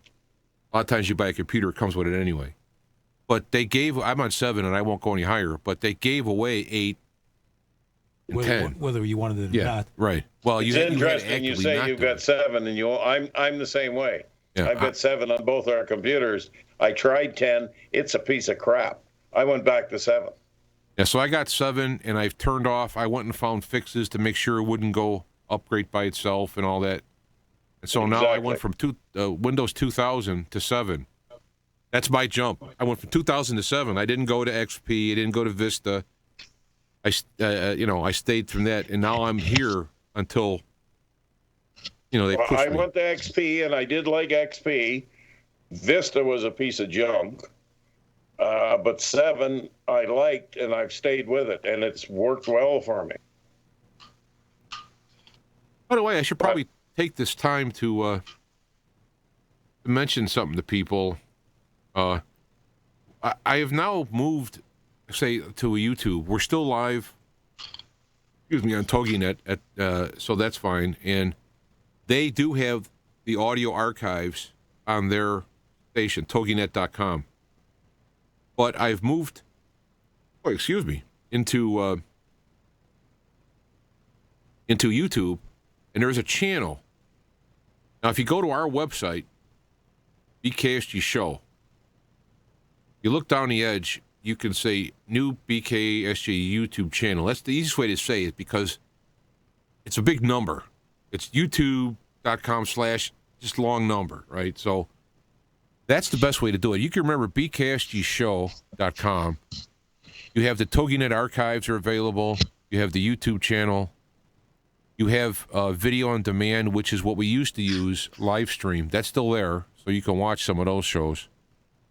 And our Facebook page that Frank runs, and so on. And then whenever we have a show, you just hit the Listen Live button, and there you'll see the link that goes to this show. So, and there we are. That's the best way to do it. You can remember BKSG Show. We're really there. So, except for Squire G. You can listen to TogiNet, or if you have a Flash player, which I don't even know if I have here. Enable Flash. Flash player in 2020 isn't going to be around. You look down the edge, you can say new BKSG YouTube channel. Right. Yeah, so Flash is on the way out. And so the HTML5 system is going to be the way to do it. But for now, these are the ways you can do it. I do have a mailing list. I did send out something on a mailing list today, and I got like 15 returns of people either not there or the server thinks I'm a spam or because I had a link in the page, and so it's getting to be a pain in the neck. Plus, I get your emails, James, still. You do? Okay, good. Oh, I still get them. Right. And also, we do have some wares you can buy. Actually, to be honest with you, there's no profit here. I just paid it as cheap as possible. So Jeez, to be honest with you, I just can't see me picking up my first cup of coffee in the morning and looking at you two. I get it. I get mine I get my email 4 hours after you print it, James. Oh wow. Oh, that's a delay. Yeah, that doesn't work, right? That's a delay. Well, I'm glad I did it earlier today then, because normally I'm doing it like hours. I got it about 8. I got it about 8 o'clock tonight, UK time. Oh, okay. Well. Anyway. So that's 3 o'clock our time. Yes. So when did you send it, Black Knight? I don't know, earlier in the day. I wasn't paying attention. It was in the afternoon. But the thing is that the show, we've been doing this for many, many years, and I have all the shows. It's just that because we played music in it, I can't just put them up for people to download. Because technically I'm breaking copyright laws. But if you go to the TogiNet archives, they pay royalties for their station or whatever that covers it. And if you go there, we have podcasts that go back years from them. And so you can go back 2008, even though we go back farther. So there's a way that if you want to, because there's a lot more action back in the day. Pardon me? You go back 2003. Yeah, and I over the years, I've tried to put the shows online and to try and avoid the copyright stuff. At one point, I was editing out the music and then posting a version that didn't have the music. It had started it and it ended it, so which got to be laborious. Plus, I don't know. So very time consuming. Yeah, and on TogiNet, it's the whole show, and everything. So if people want to listen to that, yeah, I don't know. It might be fun to listen to while you're driving or something or whatever. And in the YouTube form, we're doing YouTube, but TogiNet is still archiving just the audio. So, of course, the way things are nowadays, you got your phone. You can sit and watch this show or listen to this show on your phone while you're driving. You don't have to watch it. You can still listen to it. And you can watch it anytime you want. That is amazing, guys. What's that? That is amazing, guys. I can stream lots and lots of content now that I never used to content on the internet. Oh no, things have changed so much now, Dave, that the internet is so much faster. Your internet is faster now than it was 15 years ago when you started with us. Unfortunately, where I've moved up into the bush here, I have the slowest internet I've ever had in my entire life. It's almost like going back to 1200 baud dial-up. When I first was doing this stuff, I had a ADSL line. It was 512K up and down, and that was considered good, right? And the people who had like fast. 1.5 megs had a T3 line, and it was $700 a month. $1,000 a month. And now with Comcast, I'm broadcasting HD video, uploading. I have over 10 megs upload per minute. And the internet costs, I think it's like $60 a month. But just think of the difference in speed there and the cost. Because it was about that back then. It's about the same price. So in a way, things have gotten cheaper, right? And gone down. So yeah, that's good. But it still should be like $20 because there's no cost to doing this anymore. They got we're getting ripped off as usual because they know they can. Yeah. Let me take this minute here. Up here, my upload is 0.6 megs. My upload. My download is 6 megs. Now, when I was in Ottawa, wow, I had just an open line. I had no problem at all. But up here in the bush, the phone lines are terrible. I can only get DSL. There's no cable up here or anything.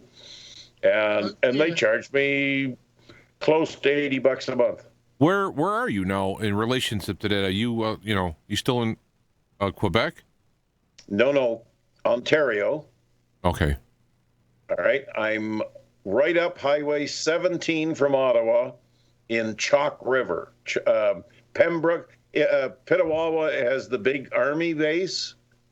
You probably never heard of that, but it's 200 kilometers northeast of Ottawa. And we love it up here. It's beautiful country. The price is right. The home prices were unbelievable. Living costs up here are very reasonable. Being retired on a fixed income, I couldn't afford Ottawa anymore. Yeah, and I'm trying to look. Let me go back here for a minute. Let me try and get Chalk River, Ontario. Yeah. Where is Google Maps? There we go.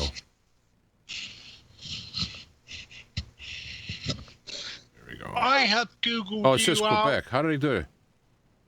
It's Ontario? Ontario. Did he just say Quebec? No, Ontario. Did I say Quebec? You said Quebec. Oh, okay. I've Googled you, Al. There we go. Let me go to the web page. There we go. Get the satellite picture. There we go. That's it, huh? That's Chalk River, Ontario. Boom. KOJ1JO. Man, it's not that big, Al. No kidding. I mean, when you No can see the kidding. streets and the houses and you're done. That's as good as it gets. Yeah. Yeah, so you're pretty close to Quebec. Oh, we're right across the river. Yeah. Yeah, right across the river. Let's see how long it would take me to get there. This should be interesting. I can see There we go. where you live now, Uncle Al. It's quite Yes. amazing what Google Maps can do nowadays. So it's Well, if 12 you hours, look up 12 hours and 18 minutes if I use the toll roads. what? 12 hours and 18 minutes if I use the toll roads. Well, that's not bad.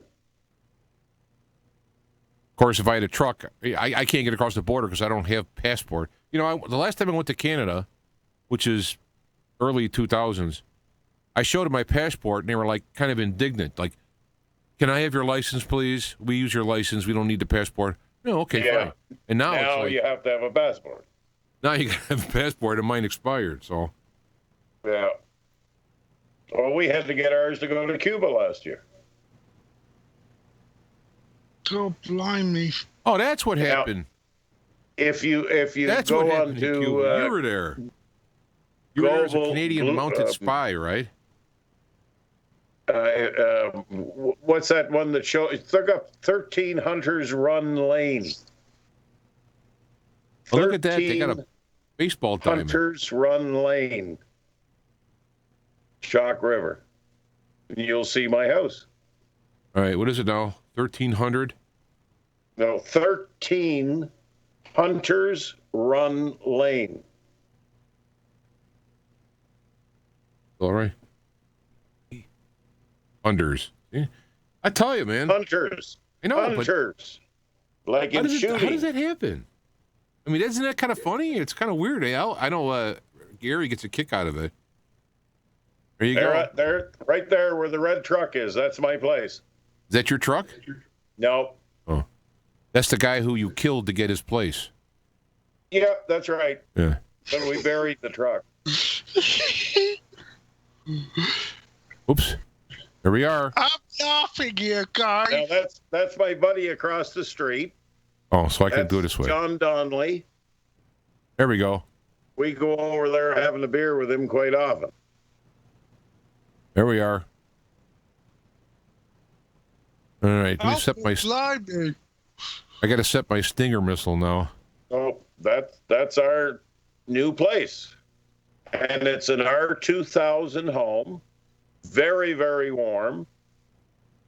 I put a pellet stove in. Now, if you see that blank wall heading to the driveway, next year or this year, I plan on putting 2 nice-sized windows in there so that I can look out and see the world. Yeah, just make sure you stay dressed in front of those windows, okay? Just do us all a favor. Oh, come on. Now you're taking the fun out of life. Yeah.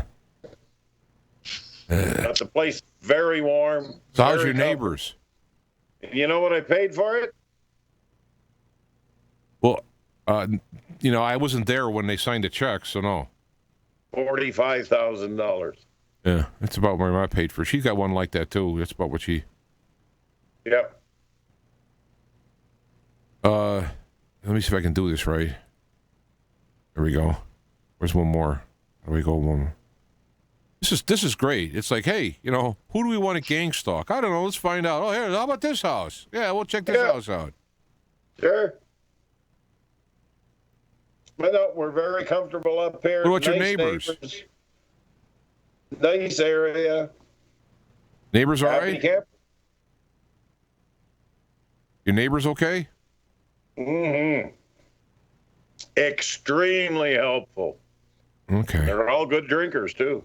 Well, what else do you do in the winters in, what is this? Chalk River. In Canada. Yeah. Canada. Yeah. Chalk River, eh? Hunter's Run, eh? You're on Hunter's Run Lane, eh? There we go, eh? There we go. So, tomorrow, We're making up a mess of chicken wings. I'm doing a. You got chickens again? Pumpernickel bread, spinach dip, and we're going to watch Daytona 500. Wow. There you go. So no, good people up here. They'd do anything for you. They're anything. We got lucky. We moved into a very nice neighborhood. The guys are fantastic. I went and bought a pellet stove. Well, a pellet stove is a few 100 pounds. I mean, how can you carry it? I can't bring it down in my little Toyota. I went down and see the guy down the street. I said, look, what would you charge me to go up and Deep River is like 6 kilometers away. How much would you charge me to go up to Deep River and pick up my pellet stove? He says, is it there? I said, yeah. He says, okay, let's go. Up we went, backed up, brought it in. He wouldn't charge me a cent. No, but he gave you a nice tight hug, I'm sure. You know? Yes. Is there anything wrong with two men hugging? I think not. Chinese food and egg rolls and all kinds of stuff like that. He's a single guy living alone, so he got nothing wrong with having, fresh food made for him. So I need some work done around here this summer. I got the guys already lined up to do it. Yeah. We won't even mention how he was eyeing Petunia Bloom when you were talking about, hey, what would you like to do this? No, nothing. Giving her a wink and a nudge. Food. They want food. That's what they want. So, no, we got very lucky moving up here. Carrie's very, very happy with it. Yeah, I mean, wild turkeys running up and down the road. We have deer walking up and down the road. We have foxes all over the place. It's living in the country. All right, let me play before I forget. I got some of these songs lined up here that I was in a band. It was in I want to say 79 or early 80. I think it crossed over, so it'd be like summer to summer, And we went into the studio to record a demo, and we did one of my songs, which I've played before. But Sam Maranto was the songwriter, and for that matter, he paid for the studio time in the band. And I've had actually Sam on the show here, and I still talk to him on occasion. I have back behind the magic curtain, I have the actual multi-track tapes from the session that I want to send. There's a place in California I could send it to where they will transfer it to digital, high-quality digital. Then I could remix them here because the guy who mixed it, I don't know, he had a tin ear. He was an engineer, but he wasn't a producer. So if you listen to, I worked on it as best I could, what I've learned years later. But I'm trying to think, what song should I play? Rock Will Be Heard, Fast Car, Full Bar. Party Tonight. I don't know, I'll do Party Tonight. It's kind of a fun song. The band at the time was called LaDesha Shea. 2 words, S-H-E-A, S-H-E-A, LaDesha. I asked, at the time, Sam pictured it being the name of a riverboat, which has nothing to do with our music, but this, if you guys can dim your mic or mute your mic, because it's on the studio, it's on this side. This song is called Party Tonight, and I don't know, Fast Car, Rock Will Be Heard? I'll do Rock Will Be Heard. This is Rock Will Be Heard, LaDesha Shea, we'll say 1980.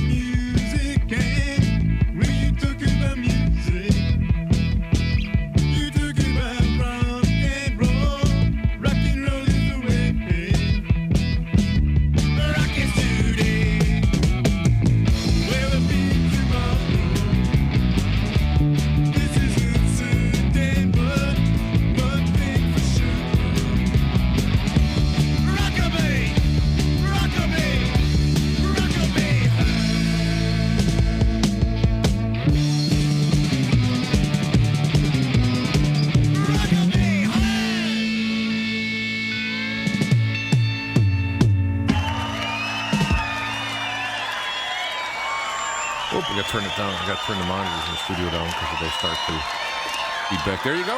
Rock will be heard. Odessa Shea, going back to, let's just say 1980. And there you go. I got some more. Maybe I'll play some more. But what do you think? Will rock be heard? Do you think that rock will be heard? There you go. Now I can hear you. Yeah, I can hear you? Yeah. No, Okay. It's working good now. All right, For I a was second there, I wasn't getting you, but it could have been me. Okay. So there you go. Good tune. Good tune. We, Very, very good tune, guys. I could hear it over here. Good. So we, like all bands, What happened? Broke up. Arguments and whatnot. Internal friction. But here's, and it's like, I got in serious argument with Sam, and I ended up calling him up like years later going, Sam, I'm really sorry that all happened for my part, but because we had some good stuff and all that. And but the guy who was mixing this stuff just had a tin ear. Now, I'm green, right? I'm so thrilled to be in a studio, but a real studio with real people, because I'm using like tape recorders back and forth. I'm doing all this stuff. And I can play for you a recording I made in the basement of the band previous to this, which, it's not Probably better than his. Well, no, I mean, the bass isn't there because I had one mic.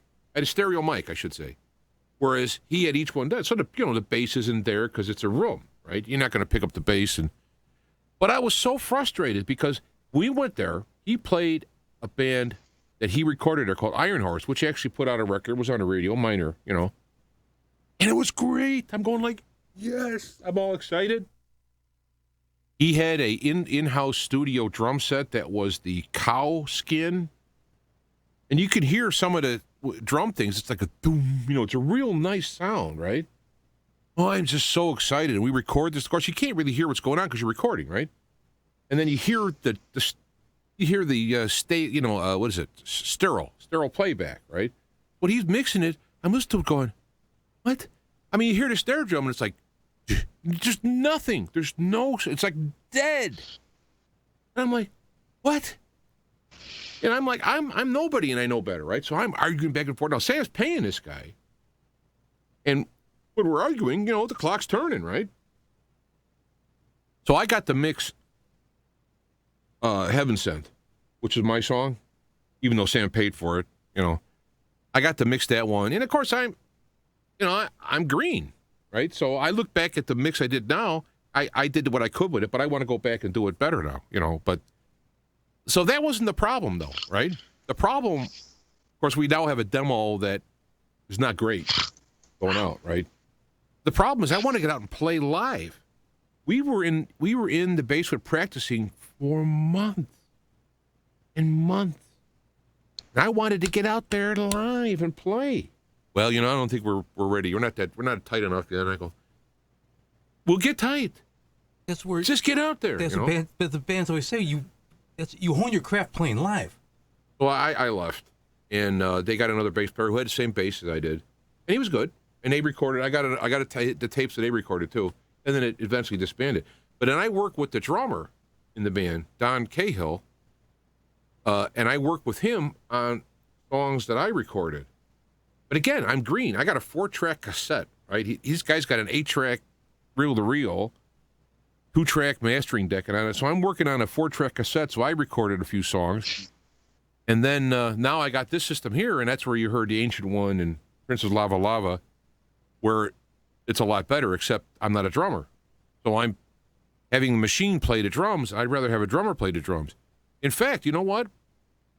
Since I'm being very self-indulgent here, make a long story really short. There's a guy named Zeph Daniels who basically his music style is very eclectic, very well recorded.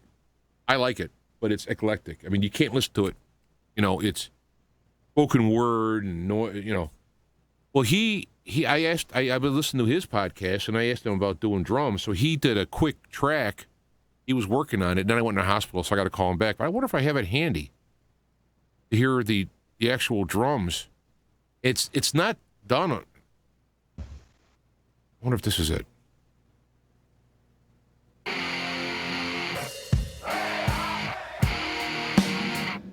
Yeah, okay, let me stop this. I don't know, maybe I shouldn't even do this now. Might be too self-indulgent. Because I had the one I did, and I gave him the dry tracks, total dry, and I asked him to remix it and do whatever he wants with it. But he put the drum tracks in it, and it's there's missings here and there because he's working it. And it's kind of cool when you work with someone else because they come from another side. So he put a whole different drum beat in there. And what was that? Just heard something go doo-doo.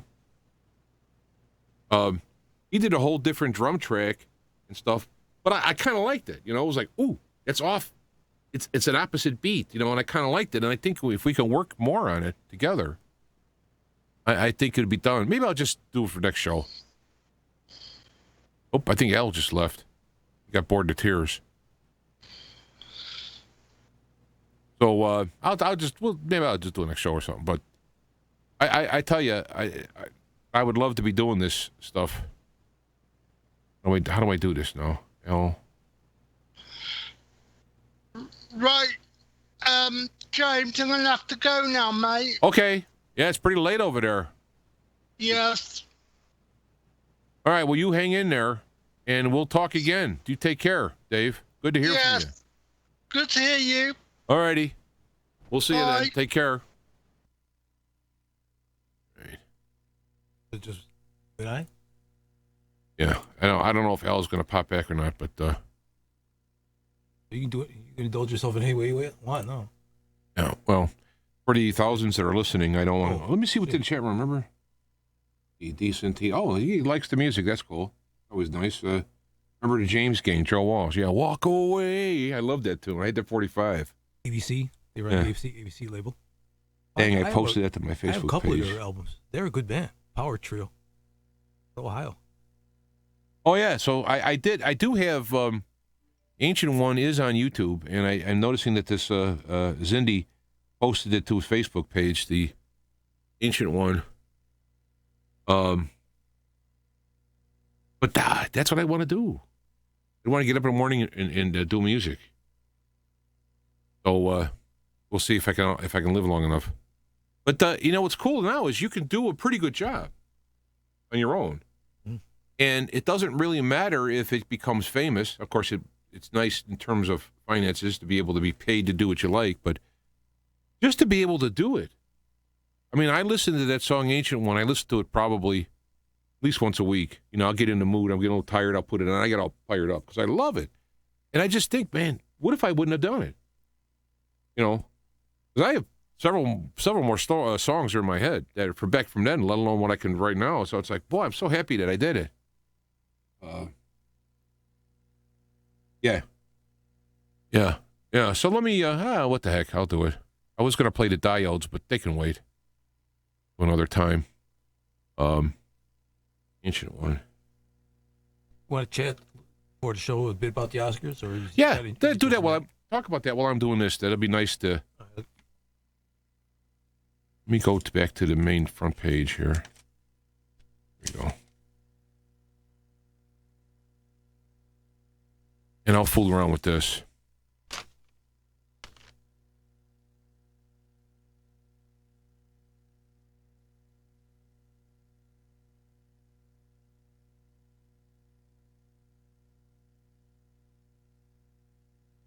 All right. Go ahead. Go ahead. Yeah. So we don't have the dead air deal. I do a couple Perry Mason Oscar trivia questions for you. Oh, Perry Mason Oscar. I'll throw that out there and you can think about that.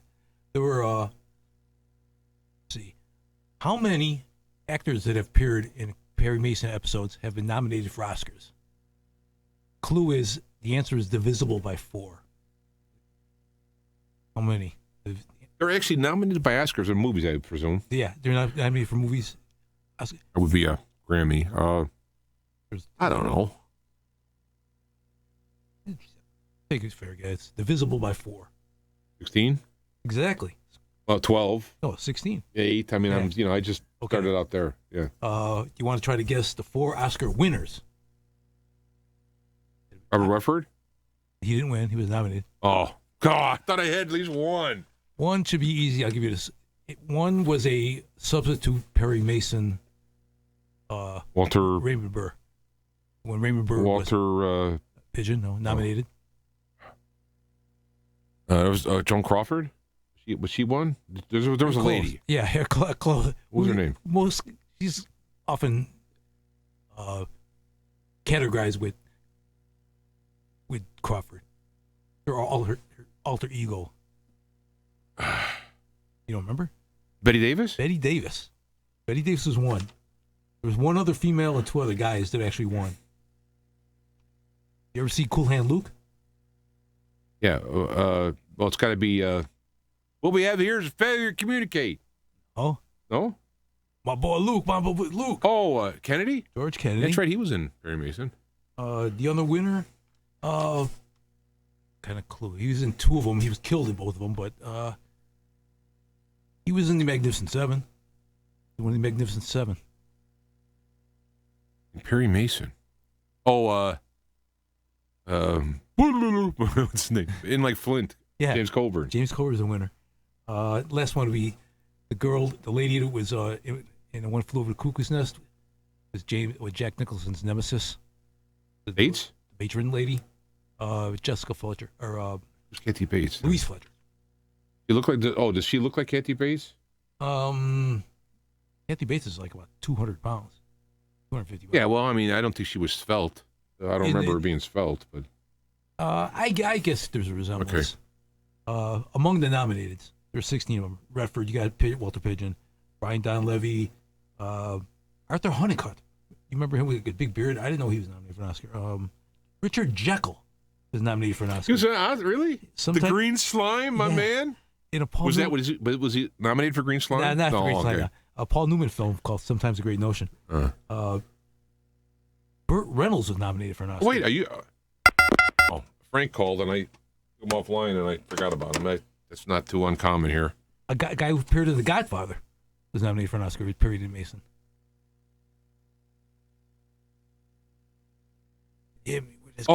Mike. No, was he in there? Mike. Gino, no. No. What's his name? Frankie Five Angels? No, he wasn't in Godfather. Or Perry Mason. Dave Gavona. He's the best piece of ass I ever had, and I had him all over the world. Waltz. Yeah, John Marley. John Marley was. Those are the ones you probably were heard of. But anyway, I'll go through it quick with the Oscars. I don't find this interesting here. Problem is that, nobody's seen these films. None of us go to the movies anymore. So it's like, what do you root for?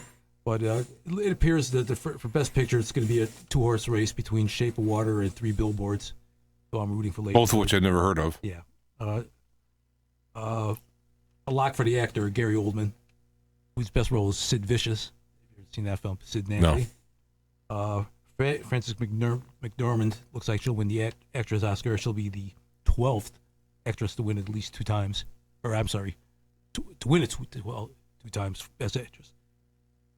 Streep has won 4 times, and Hepburn's won 4 times. Sam Rockwell looks like he's going to win for Best Supporting Actor by Will Dafoe. You like Will Dafoe? Yeah, he's a little strange. Yeah, but he's like the popular favorite, but I don't think he'll win. And just a couple cinematography. There's a guy named Roger Deakins. He's been nominated 14 different times. He's nominated for with the remake of Blade Runner. The Blade Runner 2049 he's nominated for. But anyway, he's been nominated 14 times. He's never won. So and John Williams for Best Score. How many Oscars he's been nominated for? I don't know. He's still around. You're not complete this. 51. He's been out for 51 different Oscars. Well, yeah. There's not a whole between him and Henry Mancini. No. What's the other guy? Gold. Head? Gold. James Goldstone. No, Gold. Jerry Goldsmith. Jerry Goldsmith. Okay. Yeah. Now I want to mention him. I got for Lucinda for Christmas the Waltons. Mm-hmm. So here he writes the theme for the Waltons. Jerry Goldsmith. You got John Williams was the first, and this guy came in behind him. And then now Star Trek, the movie, Jerry Goldsmith. I mean, he's just like Another one of these guys that show up everywhere. You know what his first Oscar was for original score? This is how little this guy's been around. The Valley of the Dolls. Oh. He nominated for best original score. I thought he was going to say. Valley I thought it was of the like Dolls. a. I thought he was going to say something like from By the time he did Jaws. Spartacus or something. By the time he did Jaws, he already been nominated like 6 or 7 times. Most people never heard of the guy until Jaws, and then Spielberg used him for everything. I don't even know if you're. It's maybe I don't know. See if you're coming through, but you're not as loud as. Well, I'm not as loud as you. Yeah. As long as you can hear you, Well, yeah. Well, I guess we'll find out. Well, I'm seeing I'm talking right into the thing. I think. Anyway, that's about all for that. Yeah, well, I did have my. I was going to watch the Blade Runner someday, the 20. Yeah. I do like Harrison Ford. My main man's in that, Ryan Gosling. Yeah. He plays the. But and I thought I'll say I like the other movie. I mean, the movies they're not like, hey, let's go watch this uplifting movie, Blade Runner. They're likable, but they're kind of like mood stuff.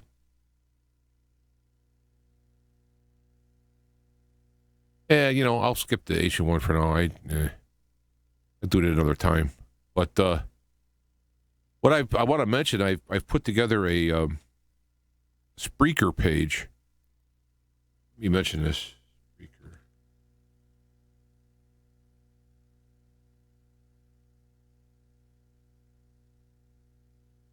Oh, great. I don't have my password already in this one. Oh, I think you don't need to have a password. Yes, yeah. Yeah, so I got Feet to Fire, but if you look at the shows, you look up my name, Jancic, you'll find it.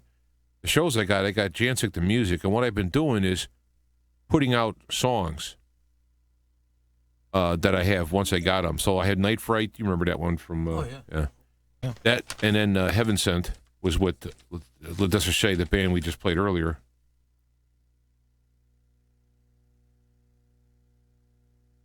Yeah, I got Zindy saying that 2014 is good, 49 is a good movie. So if you people like Spreaker and all this, and they want to get the music aspects of it, just go there. I'll be putting up these stuff. How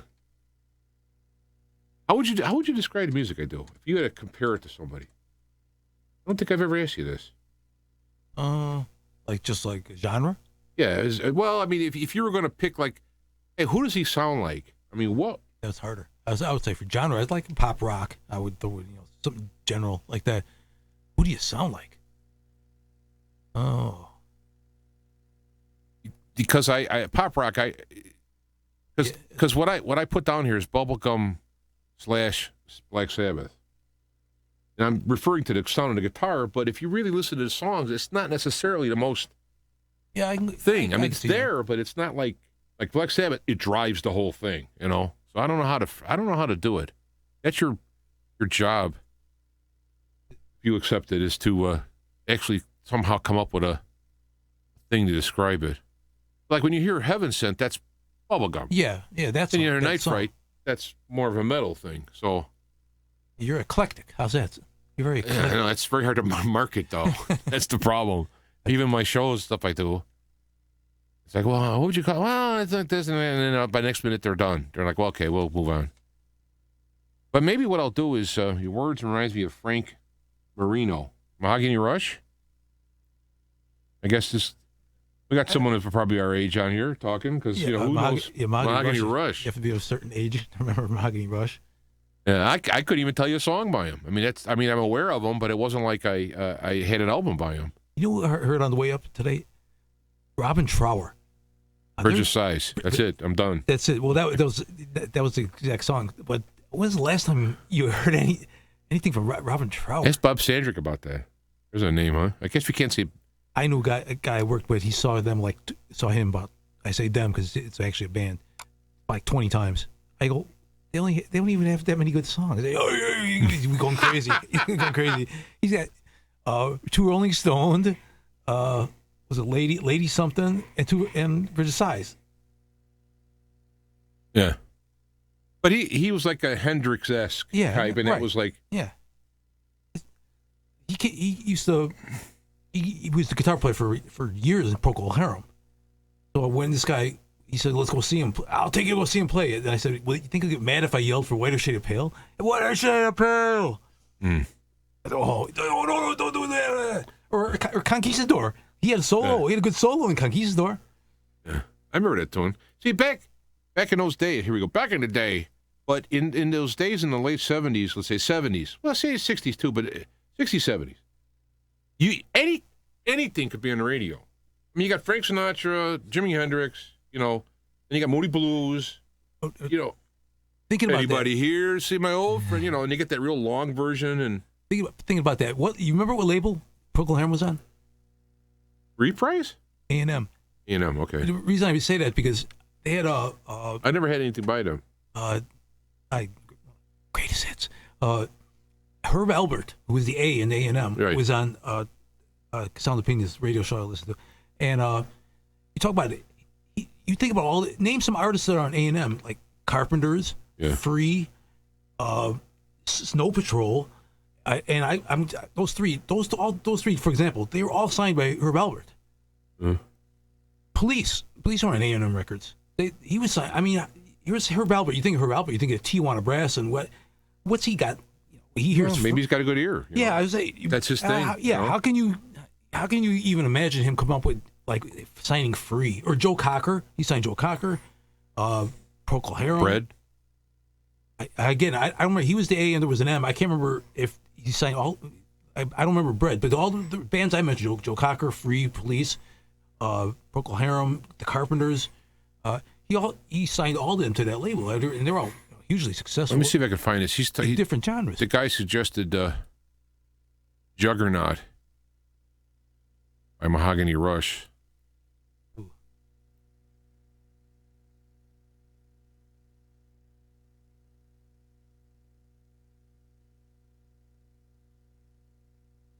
Oh, that's not going to work. Of course, I put Rutch.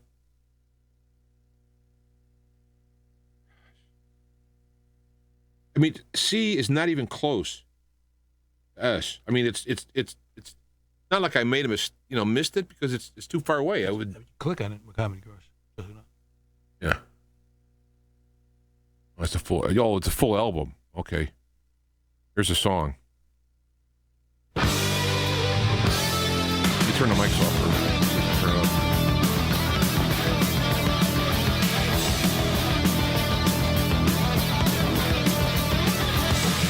Revolution, all the parents of one another. Moving, ever moving, crushing everything that gets in its way. I'm digging it. Smiles telling lies about the future, I don't want to believe them. Pity on their faces, baby, don't you know they're laughing in your face? Wheels of justice, they have fallen on.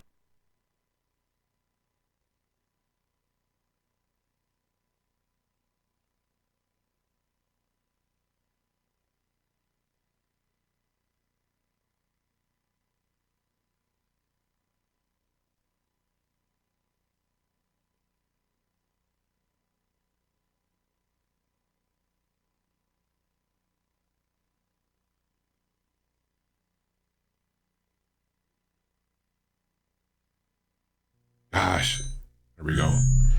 All right, I had the heads on. I'm glad you said that. Glad you got the headphones on. I said when I didn't have the headphones on, I said send me some email on this stuff, so you could, that's Zindy, so I can get some heads up on this. I don't have to go wading through it. But I'm going to play part of this song. It's the last song I recorded. I didn't put a bass line in yet. In fact, I was just working on it in my head in the truck the other day. But to me, when I talk about the sound of the band and all that, this is Tony Iommi's guitar, an SG, using his own pickups, which are sold out now. You can't find them, but I bought his own pickups that he wound himself. He did it all himself, goofing around. He had a guitar tech, and when he had that set up, then he went and he used it, right? So then he was asked by Humbucker to do a set. So I got his pickups on a 79 SG, I have a Laney amp, which is what he uses. He uses a Laney 100. I have a Laney 50. It's only quieter. Other than that, it's the same thing, right?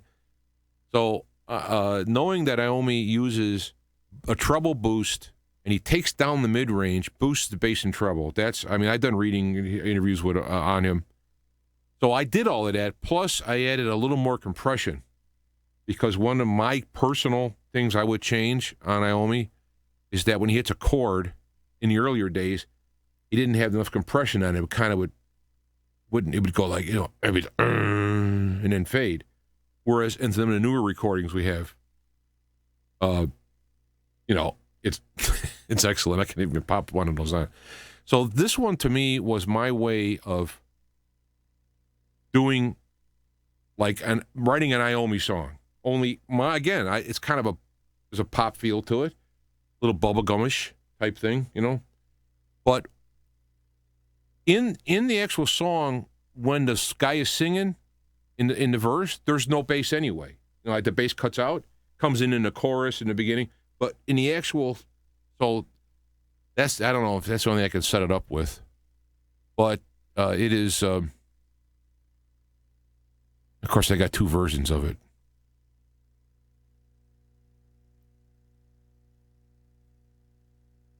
Something tells me the newer one is not the one I want. I may stop it and start it if I hear the mix I don't want. So hang in there, guys. This is Ways of Love. I actually say this too. You know how you got the parentheses in the title of a song? So the song is Ways of Love, but the parentheses, come share my parentheses, Ways of Love. And the reason why I did that is because back in the band with Sam, he did my favorite song with him, but it was done in it's Come Share My Love. I love the song. Oh, Frank's gonna make sure it's not coming in from.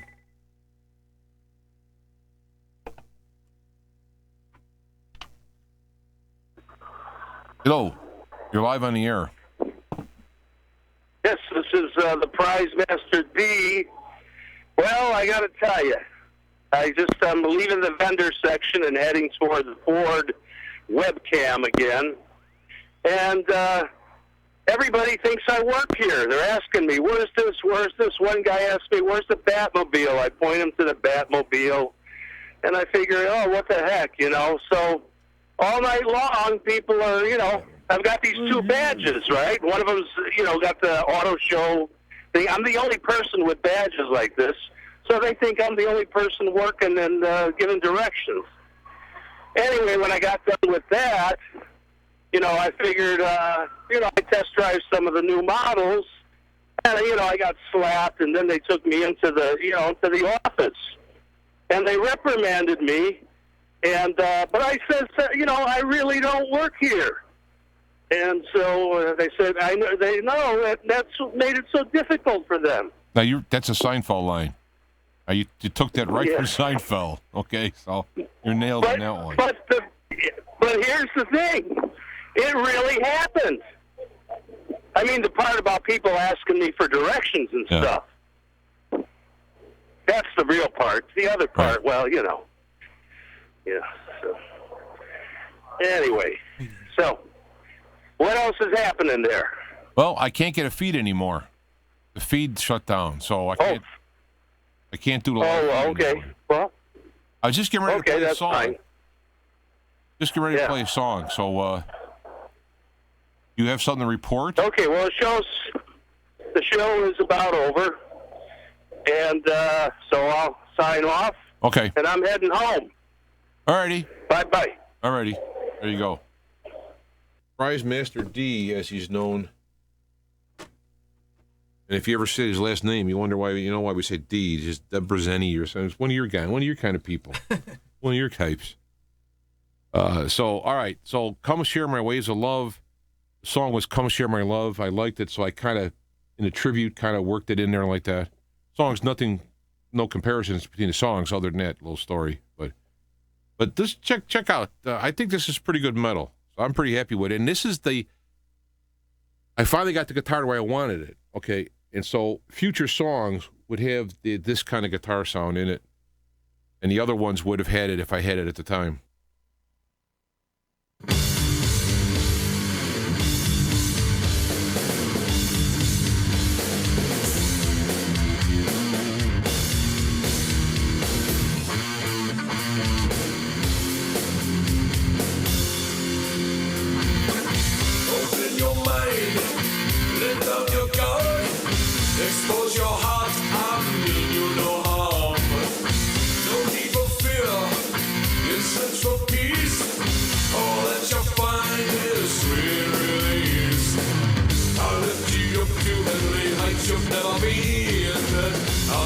sides of love that you have never seen. Wise as a serpent, innocent as a dove.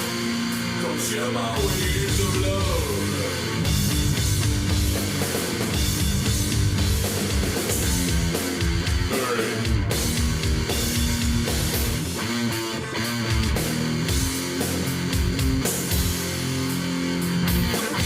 As friendship grows and passion plays, all fear subsides, just love remains. The child within can't move without the joy of life without plagues of doubt. Spoken words cannot prepare for what you'll know. So many fail to tread where angels never go. But us mere mortals got the blessings from above. Come share my ways of love. Hooray.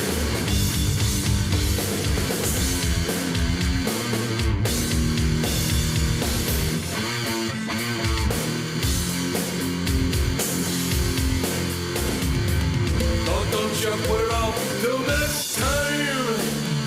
You can have your love and eat it too, yeah. Don't write off your dreams as bad lines.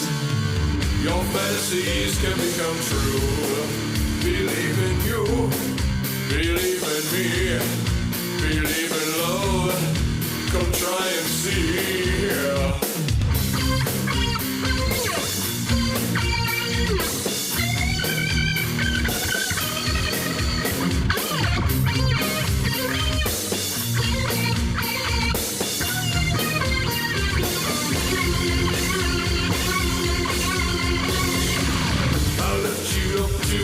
Heights you've never been. If you just take a chance, come feel the highs and leave the lows of life behind. Begin to die on love, not short of the divine. Wise as a serpent, innocent as a dove. Come share my ways of love.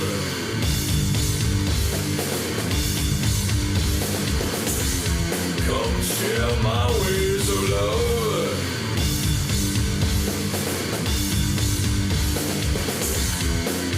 Come share my ways of love.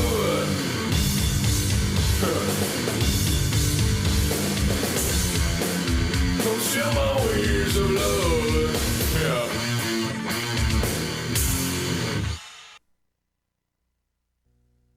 That's a metal. That's metal. That's metal. Well, that's kind of an Iommi tribute, as well in there. I think you could have made it as a singer. If I get a note, if I can't keyed. Well, yeah. I mean, it's got to somebody that, that old James Hetfield kind of. He never really sang. He just kind of growled, like the older Metallica stuff. So, yeah, I mean, I'm still want to do this. So, like, if I can somehow figure this out, I'll do it. It won't necessarily be touring, but I'm going to get this done. I like this stuff. Like Lou Reed's another guy. I mean, whoever said he could sing, but he could have their. His voice is distinctive enough. And people get used to it. If you notice in some of these other songs too, I'm not singing. I'm singing, if you want to call it a melody, but it's like it's not. I'm not singing with a melody in the song. It's like open your mind. As an accompaniment, it's fine. So it allows me to not be, because I know I don't have the ability on my own to carry a tune. And when I've actually done Johnny Cash parodies, what I have to do is actually have I did Ring of Fire, right? I had Johnny Cash singing along in my head, and I was singing with him, but I was loud enough so I can actually hear. I had to sing along with him to do it. I couldn't. Now I've done that song enough. Now I probably can do it, But it's like a handicap. It's the way it is. I can't. I don't know if they could teach you how to do that. Now I can hear something like when I'm mixing or whatever. So I just had to be happy, with what I got, type of a thing. Yeah, you're not gonna croon, but then. So and for example, in fooling around with this, when you hear in the middle where I go into the chorus or I go into the verse, if you hear the song, well, if you had headphones on, you heard it. the guitar is rotating like right. this. You know, I mean, I thought of that. Yeah. Now, it's not like no one's ever done that in history, but when I do these songs, the song comes to me and I'm hearing it, and I'm trying to reproduce it kind of and figure like, how could I do that? You know? And there's it's called stutter, and you can have it stutter in mono or back and forth, and it's an effect, right? So this is and like Princess Lava Lava, that's got all kinds of stuff in it. I mean, when I actually thought about looking at the track, I could pull up the track when I did it, there's like a zillion tracks, because I got a track that has one thing on it. You know, that's how you do it on these deals. You have like one track. Now, I could ping pong them down like they would do in the old days, but you got to be really good, because when you ping pong it down, you're stuck with it. Like the Beatles, when you listen to Beatles stereo stuff, you're stuck with those 4 tracks, and you can only move those 4 tracks around. You know. What kind of drums were those? Was that a machine? No, had somebody playing. They're actual real drums. They're samples. But what I did in the software, I can actually play the drum where I want it. And so when I get a rhythm, I want to repeat it, I program it where to hit. They got the timing in there. I mean, I could pull it up. Maybe I'll do it after the show if you want. But you can put in what you want along with the time frame of it, the timing of it. And then you can, if you repeat it, you can cut it and put it in. So that makes it nice. But in essence, every drum that was played there, I told it to play. So it's not like a band in a box where you got a drummer who's filling it in, which makes it hard. But on the other hand, Gary has band in a box. Now, Gary's a guy, he'll come up with the chords and let the machine play the stuff, which is fine, right? Because he's singing, he's doing melody with the chords. The drumming is accompanying it. But in my head, when I hear these songs, I'm hearing specific things that I have. And let me tell you, one of the hardest things I had to do is I'm hearing the drum in my head. Like, for example, I think a triplet, right? A triplet is basically in one beat, you're doing 3, right? Sure. That's a third of a beat. You know, now do that mathematically when everything is being divided in fourths, halves, you know. It's like, it's hard to do. Yeah. So when I did triplets, I had to literally put the 3 triplets in. I could see one beat, and I had to arrange them so that the first and it ends on the last, you know, and then I arranged the one in the middle. You know, I had to physically do that stuff.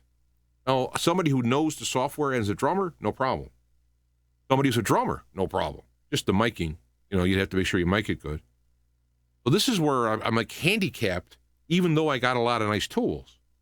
So if you listen to like Ancient One, which is the last, actually this last song was the last song I recorded, and the drums are more realistic and smoother because it's my 3rd song. Right? Ancient One was the 2nd one. It was better. Princess Lava Lava, you know, it's a little, it's on time and everything. It's just that if you had a real drummer sit down and listen to it, they would go like, well, that's odd, because it's not normal. You know, it does the job, but it's not how a drummer would do it, you know? So what I'd like to be able to do would be, and this is where I talk with Zeph Daniels, who was a drummer first, guitar second, guitar and bass, drummer first, and recording guy. He's got a $100,000 studio, right? So I'm like, he's the perfect guy. Because now he can listen to what I did. He can listen to my drum track, let's say as a click track. Or he could even just pull out a couple of things, and he can put his own thing in there. And that's what he was doing with Ancient One, which I'll have it better prepared for next time. So I'm kind of excited, because listening to his stuff, let me just throw a SoundCloud. Do I still have a SoundCloud open? It would make it, no, of course not. Turn this down. Sound.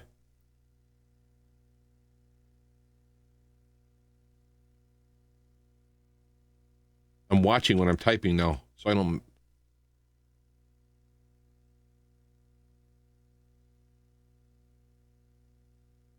Yeah. All right, let me just. I don't know what songs. So let me just take one right here. I'm gonna turn the mic up for a second. Stab you stab me. Dancer fool.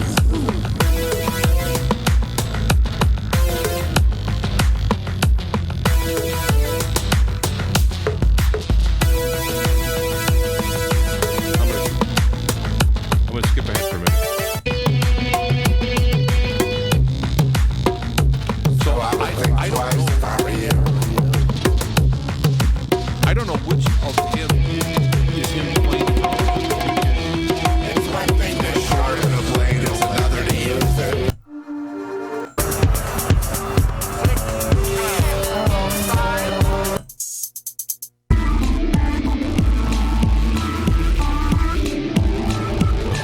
So it's not every summer. In fact, summer stuff it does actually is on edge because that's the point. It's about a disturbing topic or whatever. But it's very good quality. Oh, I'm too loud. It's very good quality. So that's kind of like my hope is that I could team up, with somebody if he wants to. I mean, he's living my dream.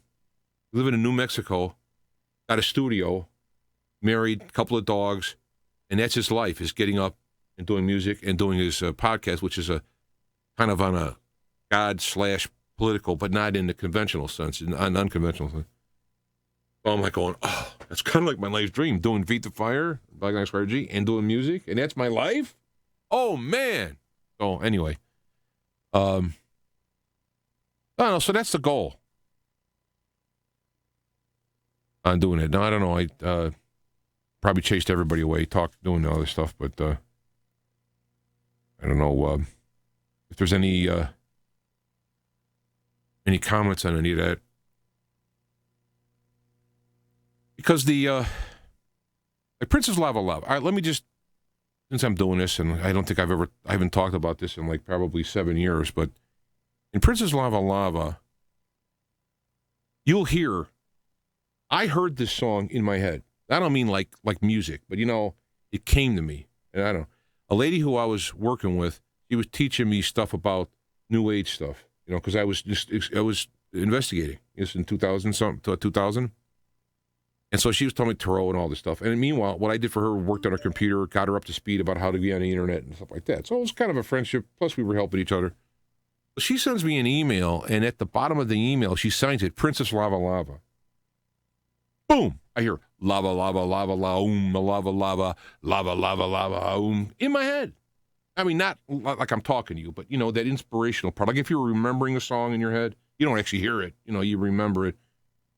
And so I got this whole thing, and I wrote down the lyrics like within minutes. And I got the whole vibe. I started working on it. And where does that come from? I don't know, And I was very happy with it, except the drums are if I was a drummer, it would be a little smoother, a little more, that kind of flanges and doodads or whatever they call them. I don't have that in my repertoire, so. Oops.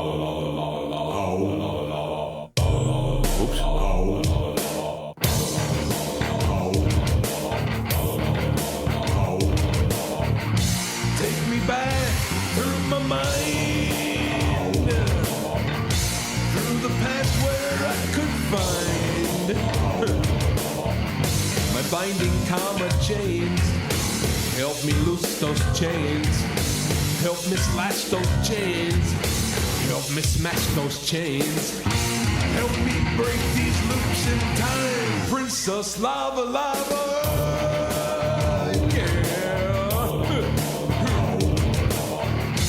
Years of life and love were lost. To feed illusion, what a loss. I want to know what's real. Help me to find real. Help me to be real. Help me to stay real, 'cause living real's got no hidden cost. Princess Lava Lava.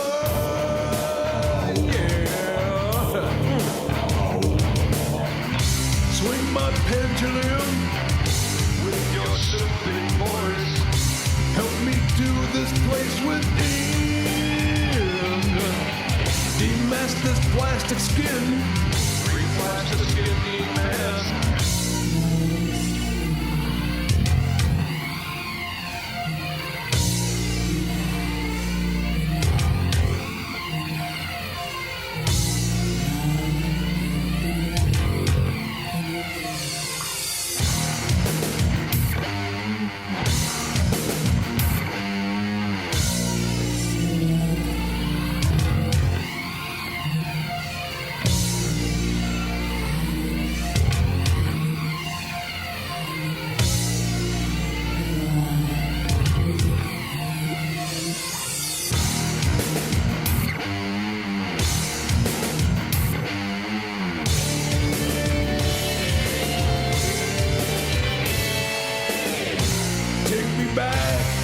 my mind through the path where I could find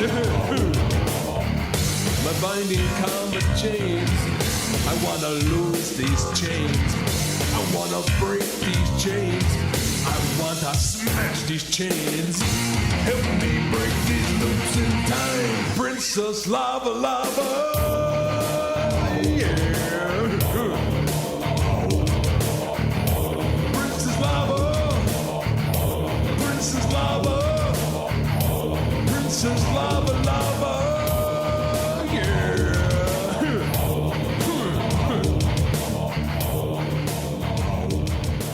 So you can hear I got that vibe in my head.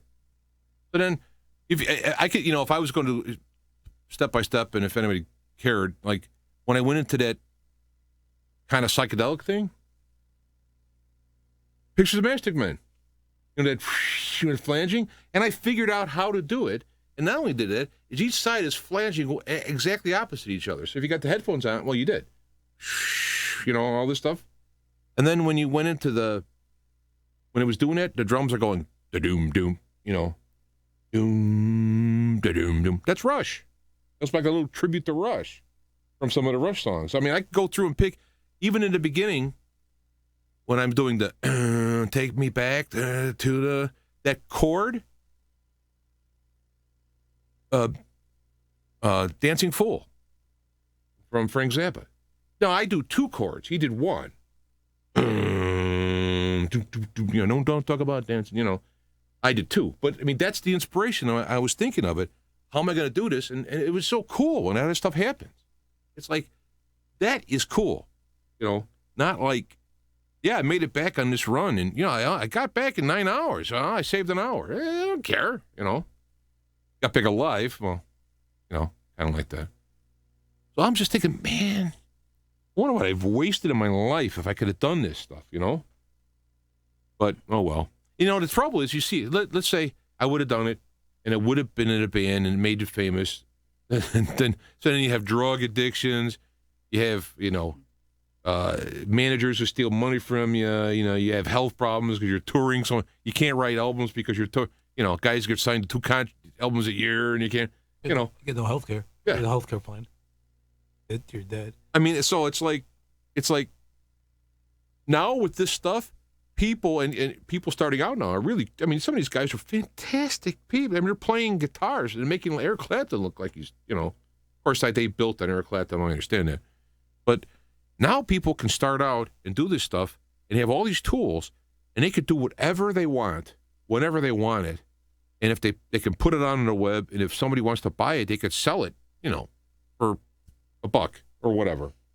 And they could make more money, real money, doing that if they got out big enough, if people wanted it. Just say 1 million people buy it at $1. It's $1 million. And that song will sit there. Like in YouTube, I watch these YouTubes. They got 10, they got, who's that guy that South Korean guy who did the Gangnam Style dancing? 2 billion views. Billion. Billion. Right? Now, where could you get that, like at ABC, NBC? You can't do that. So what's good is you have the tools and you have the entire world out there. The bad news is how are you going to know how are they going to know you're there? And that's where YouTube comes in, provided you don't get political. That it'll actually put you if you give your keywords properly, and people who see you who also look at other things like you. This guy might like this one because this guy did. It's a very good AI program doing it. And this is where right now people starting out doing the music have it the best possible. Not only do you have the history of other people making their bones, if I can use a line from The Godfather, Clapton and all this stuff. You have all these people who have done all this stuff that you're building on, but now you have digital quality that didn't exist in $1 million studios in the 70s. I mean, Pink Floyd, when they did Dark Side of the Moon, and they listened to it in 4-channel in the studio, it didn't sound as good as when you buy, an SACD and you play it now. It sounds better now in this room than it did back in their studio. It's amazing. All right, that was my rant. What we got here in the music never tired of metal. Well, I've known you. 74. The first concert I went to was with you, seeing Black Sabbath, right? So I've known you for years. I don't even like saying the word metal anymore, because I'm as old school metal I guess you can get with Black Sabbath, and then they come out with the hair bands, or they come out with the speed metal stuff, or death metal, So I don't know. Speaking of Black Sabbath, I did see their final concert show, and I'll give you the good news first. They played Under the Sun, which I'd never seen them play. Oh wow! Yeah, and that was, and in the studio they were like rehearsing, did The Wizard, and one other song from the first record. You have to help. Can I be Wicked World? Wicked World. But the special, the whole entire special was 90 minutes, which is not even the length of a concert. And when they play songs, they start talking over the songs. I mean, it was awful. There was just a few high points. One of the points is at the beginning they showed the set list of the songs they were playing for the final concert. I saw After Forever and a Supernaut on there. I go, oh man, I never heard them play these songs, but they never appeared in the special. I believe they played Supernaut when we saw them. No, I actually have the recording. They played. They played Snowblind. I think Snowblind and from that record, and Tomorrow's Dream, as I remember it. So I never seen him play that. I look for that. I look for Wheels of Confusion. I look for Lord of This World. There's a lot of them that I've never, and I can't find them. You could find maybe audio, and then the audio is bad because it's. But I think they, as I remember it, when they went into that, they went into like a little drum solo, and then they did other stuff, and then they came back and finished with the end of Supernaut. That's how I don't know. Maybe it was another dimension. It was another show. You've seen him a number of times. Yeah, I only seen him twice. See, Black Sabbath's so frustrating to me because I love the guitar, and a lot of his riffs are absolutely fantastic, like amazingly fantastic. And then they do something else. It's like, huh? And it just sucks. And then I'll get a record. It was recording. It's like all of a sudden, like Megalomania. I mean, forgot the name of the album now. Megalomania is on it, but Sabotage. Sabotage, right? The guitar is like tinny. Like, this is Tony freaking Iommi, the godfather of metal. He invented the sound, and now it's going to be tinny. Was he high? Did you listen to the tapes? They're high. They talk about that. They're high. It's like, oh my God. Saturday Sabbath was fantastically mixed, right? Probably because they put a lot of money in it. They're coming up that peak, fantastic recording. Then they come out with this. It's like, what did you record in somebody's backyard? Oh, so I aggravated. So one of the things I would do in my alter ego world as being some kind of musician would be to, I had a album title called Riffs. That was the album called. I was going to take Tony Iommi riffs, and I had to figure out how to do this legally, and I was going to work them into songs. I was going to go like, what if I was in Black Sabbath, and I'm Geezer Butler, right? And Tony comes up with a riff, and I'm going to write a song with his riffs, which is probably how it could be how they do it. I don't know how they do it, but I'm saying like that. This is what I was going to do, because some of the greatest riffs of all time that he has done is like fantastic. Dirty Woman. I'm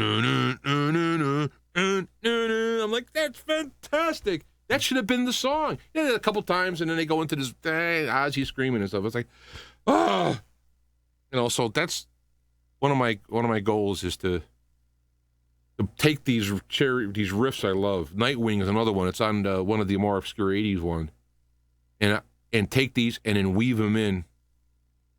Some of them I could weave them together in a song, but write my own song around them. Now I don't know how legally that could work. Probably can't. So it's like I was doing this Perry Mason video thing where I added a bunch of Perry Mason in along with Ozzy's Perry Mason, the song. So I started fooling around with it, and I uploaded to YouTube private so I could send it to you. And it's banned worldwide. Yeah, you got flagged. I'm like, come on, dude. And then I even went to CBS, who owns the rights to that song, and they have a website. You can go and ask for permission, figure out how to do it, to license the song, if you want to call, Of course, they didn't respond to me. What was this guy? Who's this guy? Now, if I was Eric Clapton calling him, I don't know why I'm doing Eric Clapton today, but, they might listen. Universal Group just came up with a press release, something the revenues were for music for $11 billion, like smashing whatever the previous mark was. Yeah, I guess they got over that internet thing, huh? In the file sharing. Yeah.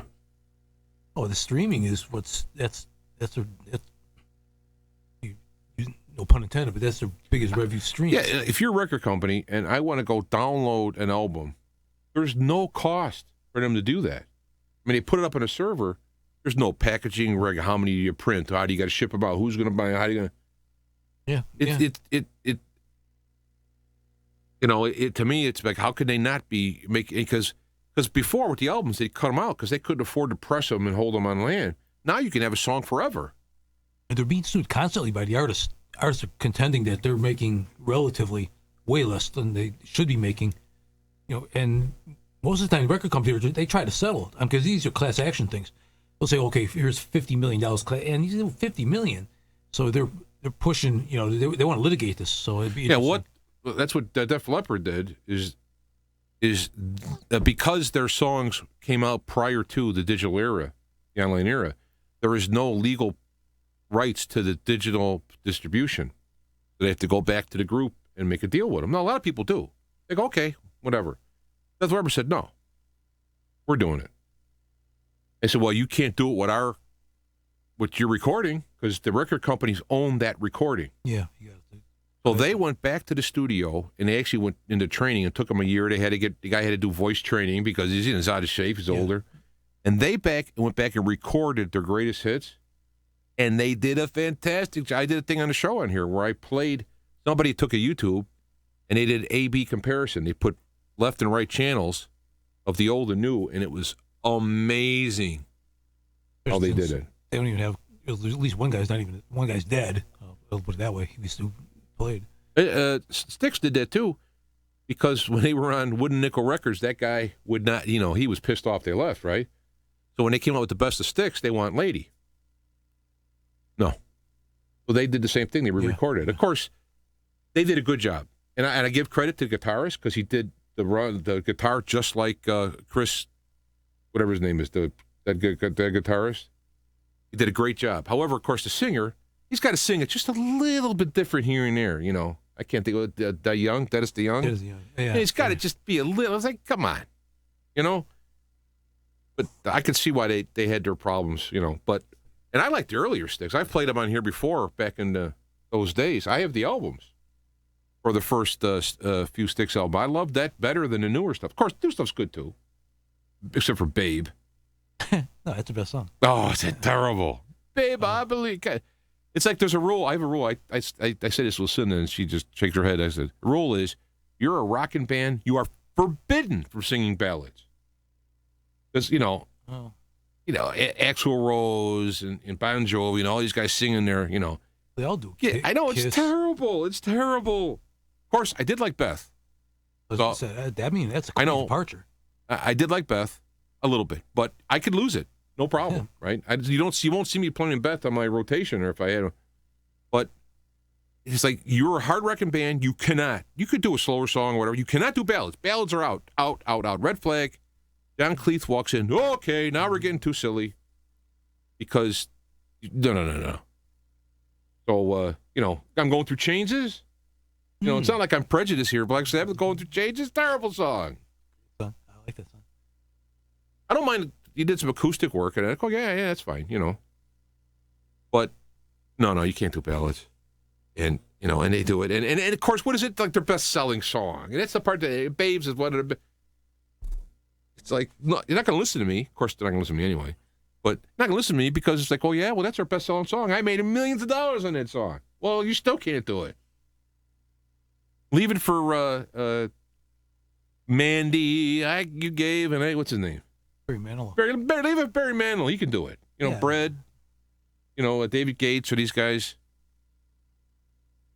I'm ranting today, aren't I? Well, it is getting toward the 3-hour mark, and TogiNet will cut us at 3. Of course, if they're listening to the show, we probably already cut. But so Zindy's still hanging out in the chat room. He likes those.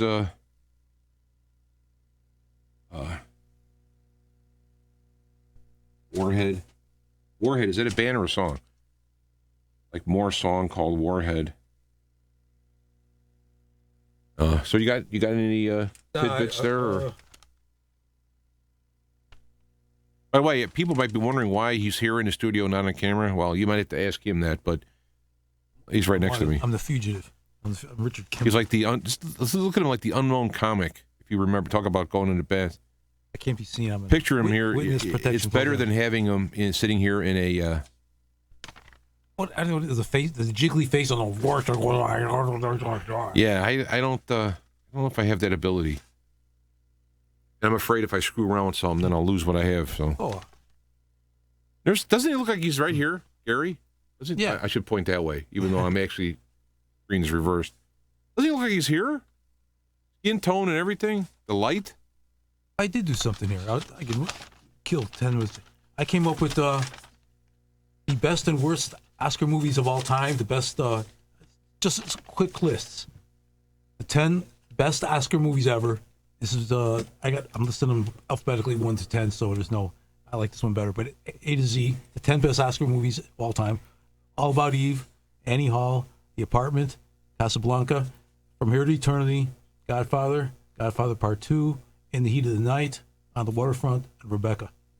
Is that your personal list? Yeah. Yeah. I don't see 10 Commandments on there.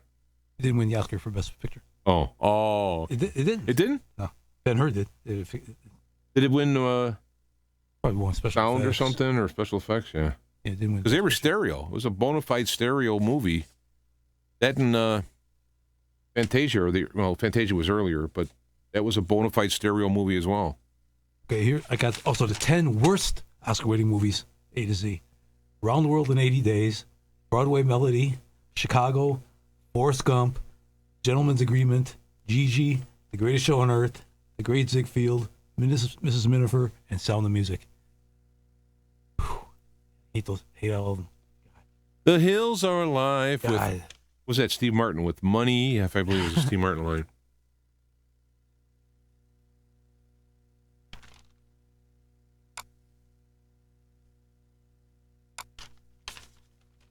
All right, I'll tell you what. We'll probably got to start closing here. You got 2 minutes left to TogiNet. I'll tell you, I'll close with another little Destination song. How's that? Sam will be wondering why he can't sleep. Did I do it here? I got to find. Now, of course, I don't remember it. Other songs I can play later on other times is like Nitrous for Us. When that time when we were sushi and mumbling, we were breathing in nitrous oxide from whipped cream cans. Oh. Gosh, what are knuckleheads? As long as you don't play any Cobalt. Oh, I do have Cobalt. As long as you don't play. Yeah. Cobalt, for those who are listening, is a band we started out at. He was Bob here. War and Entertainment was on drums. Yes. I was bass. And I do have live stuff in that. I think I gave you a CD, right? Did you play all the time? We got chicks. We did drugs. What else did we do? We did the drugs. We had sex, drug, and we rock and rolled. What else? Yeah. It sounds a lot. The way you put it sounds a lot. Like we did it all. I know. It sounds like, wow, hey. It's like, well. And we're one of these days we're going to make the documentary Cobalt, Suffering from Our Art. We'll premiere it at the Sundance Film Festival. One of these years. What was the? I can't find.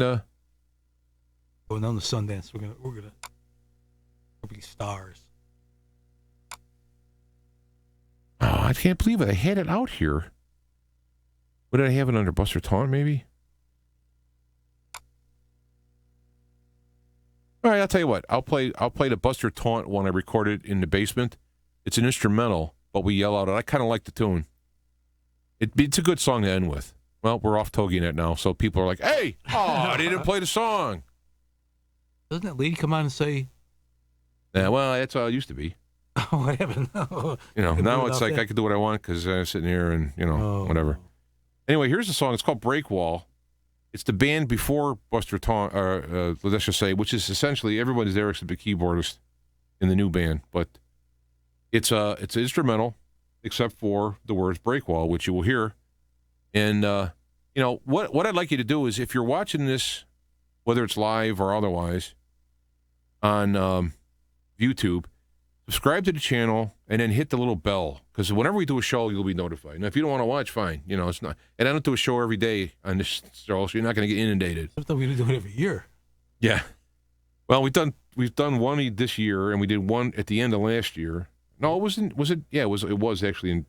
I haven't been on since 2000 and I know. I haven't been on since 2016. You weren't here all of 17. I was here for that Christmas show. Yeah. And then, how many did you have last year? I don't know, maybe 4. Well, it wasn't like I missed 100 of them. I know, but it's pretty hard. You got 4. I mean, it's not like we had 100, so you missed a lot of them. But anyway, let me get this forward. It gets too late here. But if people could subscribe to the channel and then hit the little bell. And then whenever we do this, if you're interested, you'll be notified and you could join in. There's a chat room here. Zindy has been, Dave was in the chat room. We've been holding the fort, making comments. I appreciate the comments about the songs and stuff. And we will look for you next time. And hopefully the Hollywood Squire will be here, but we'll see. Don't know when next time will be. This is Buster Taunt Breakwall. You'll never hear it anywhere but here. I assure you, because I'm the only one that has the tapes. Alrighty.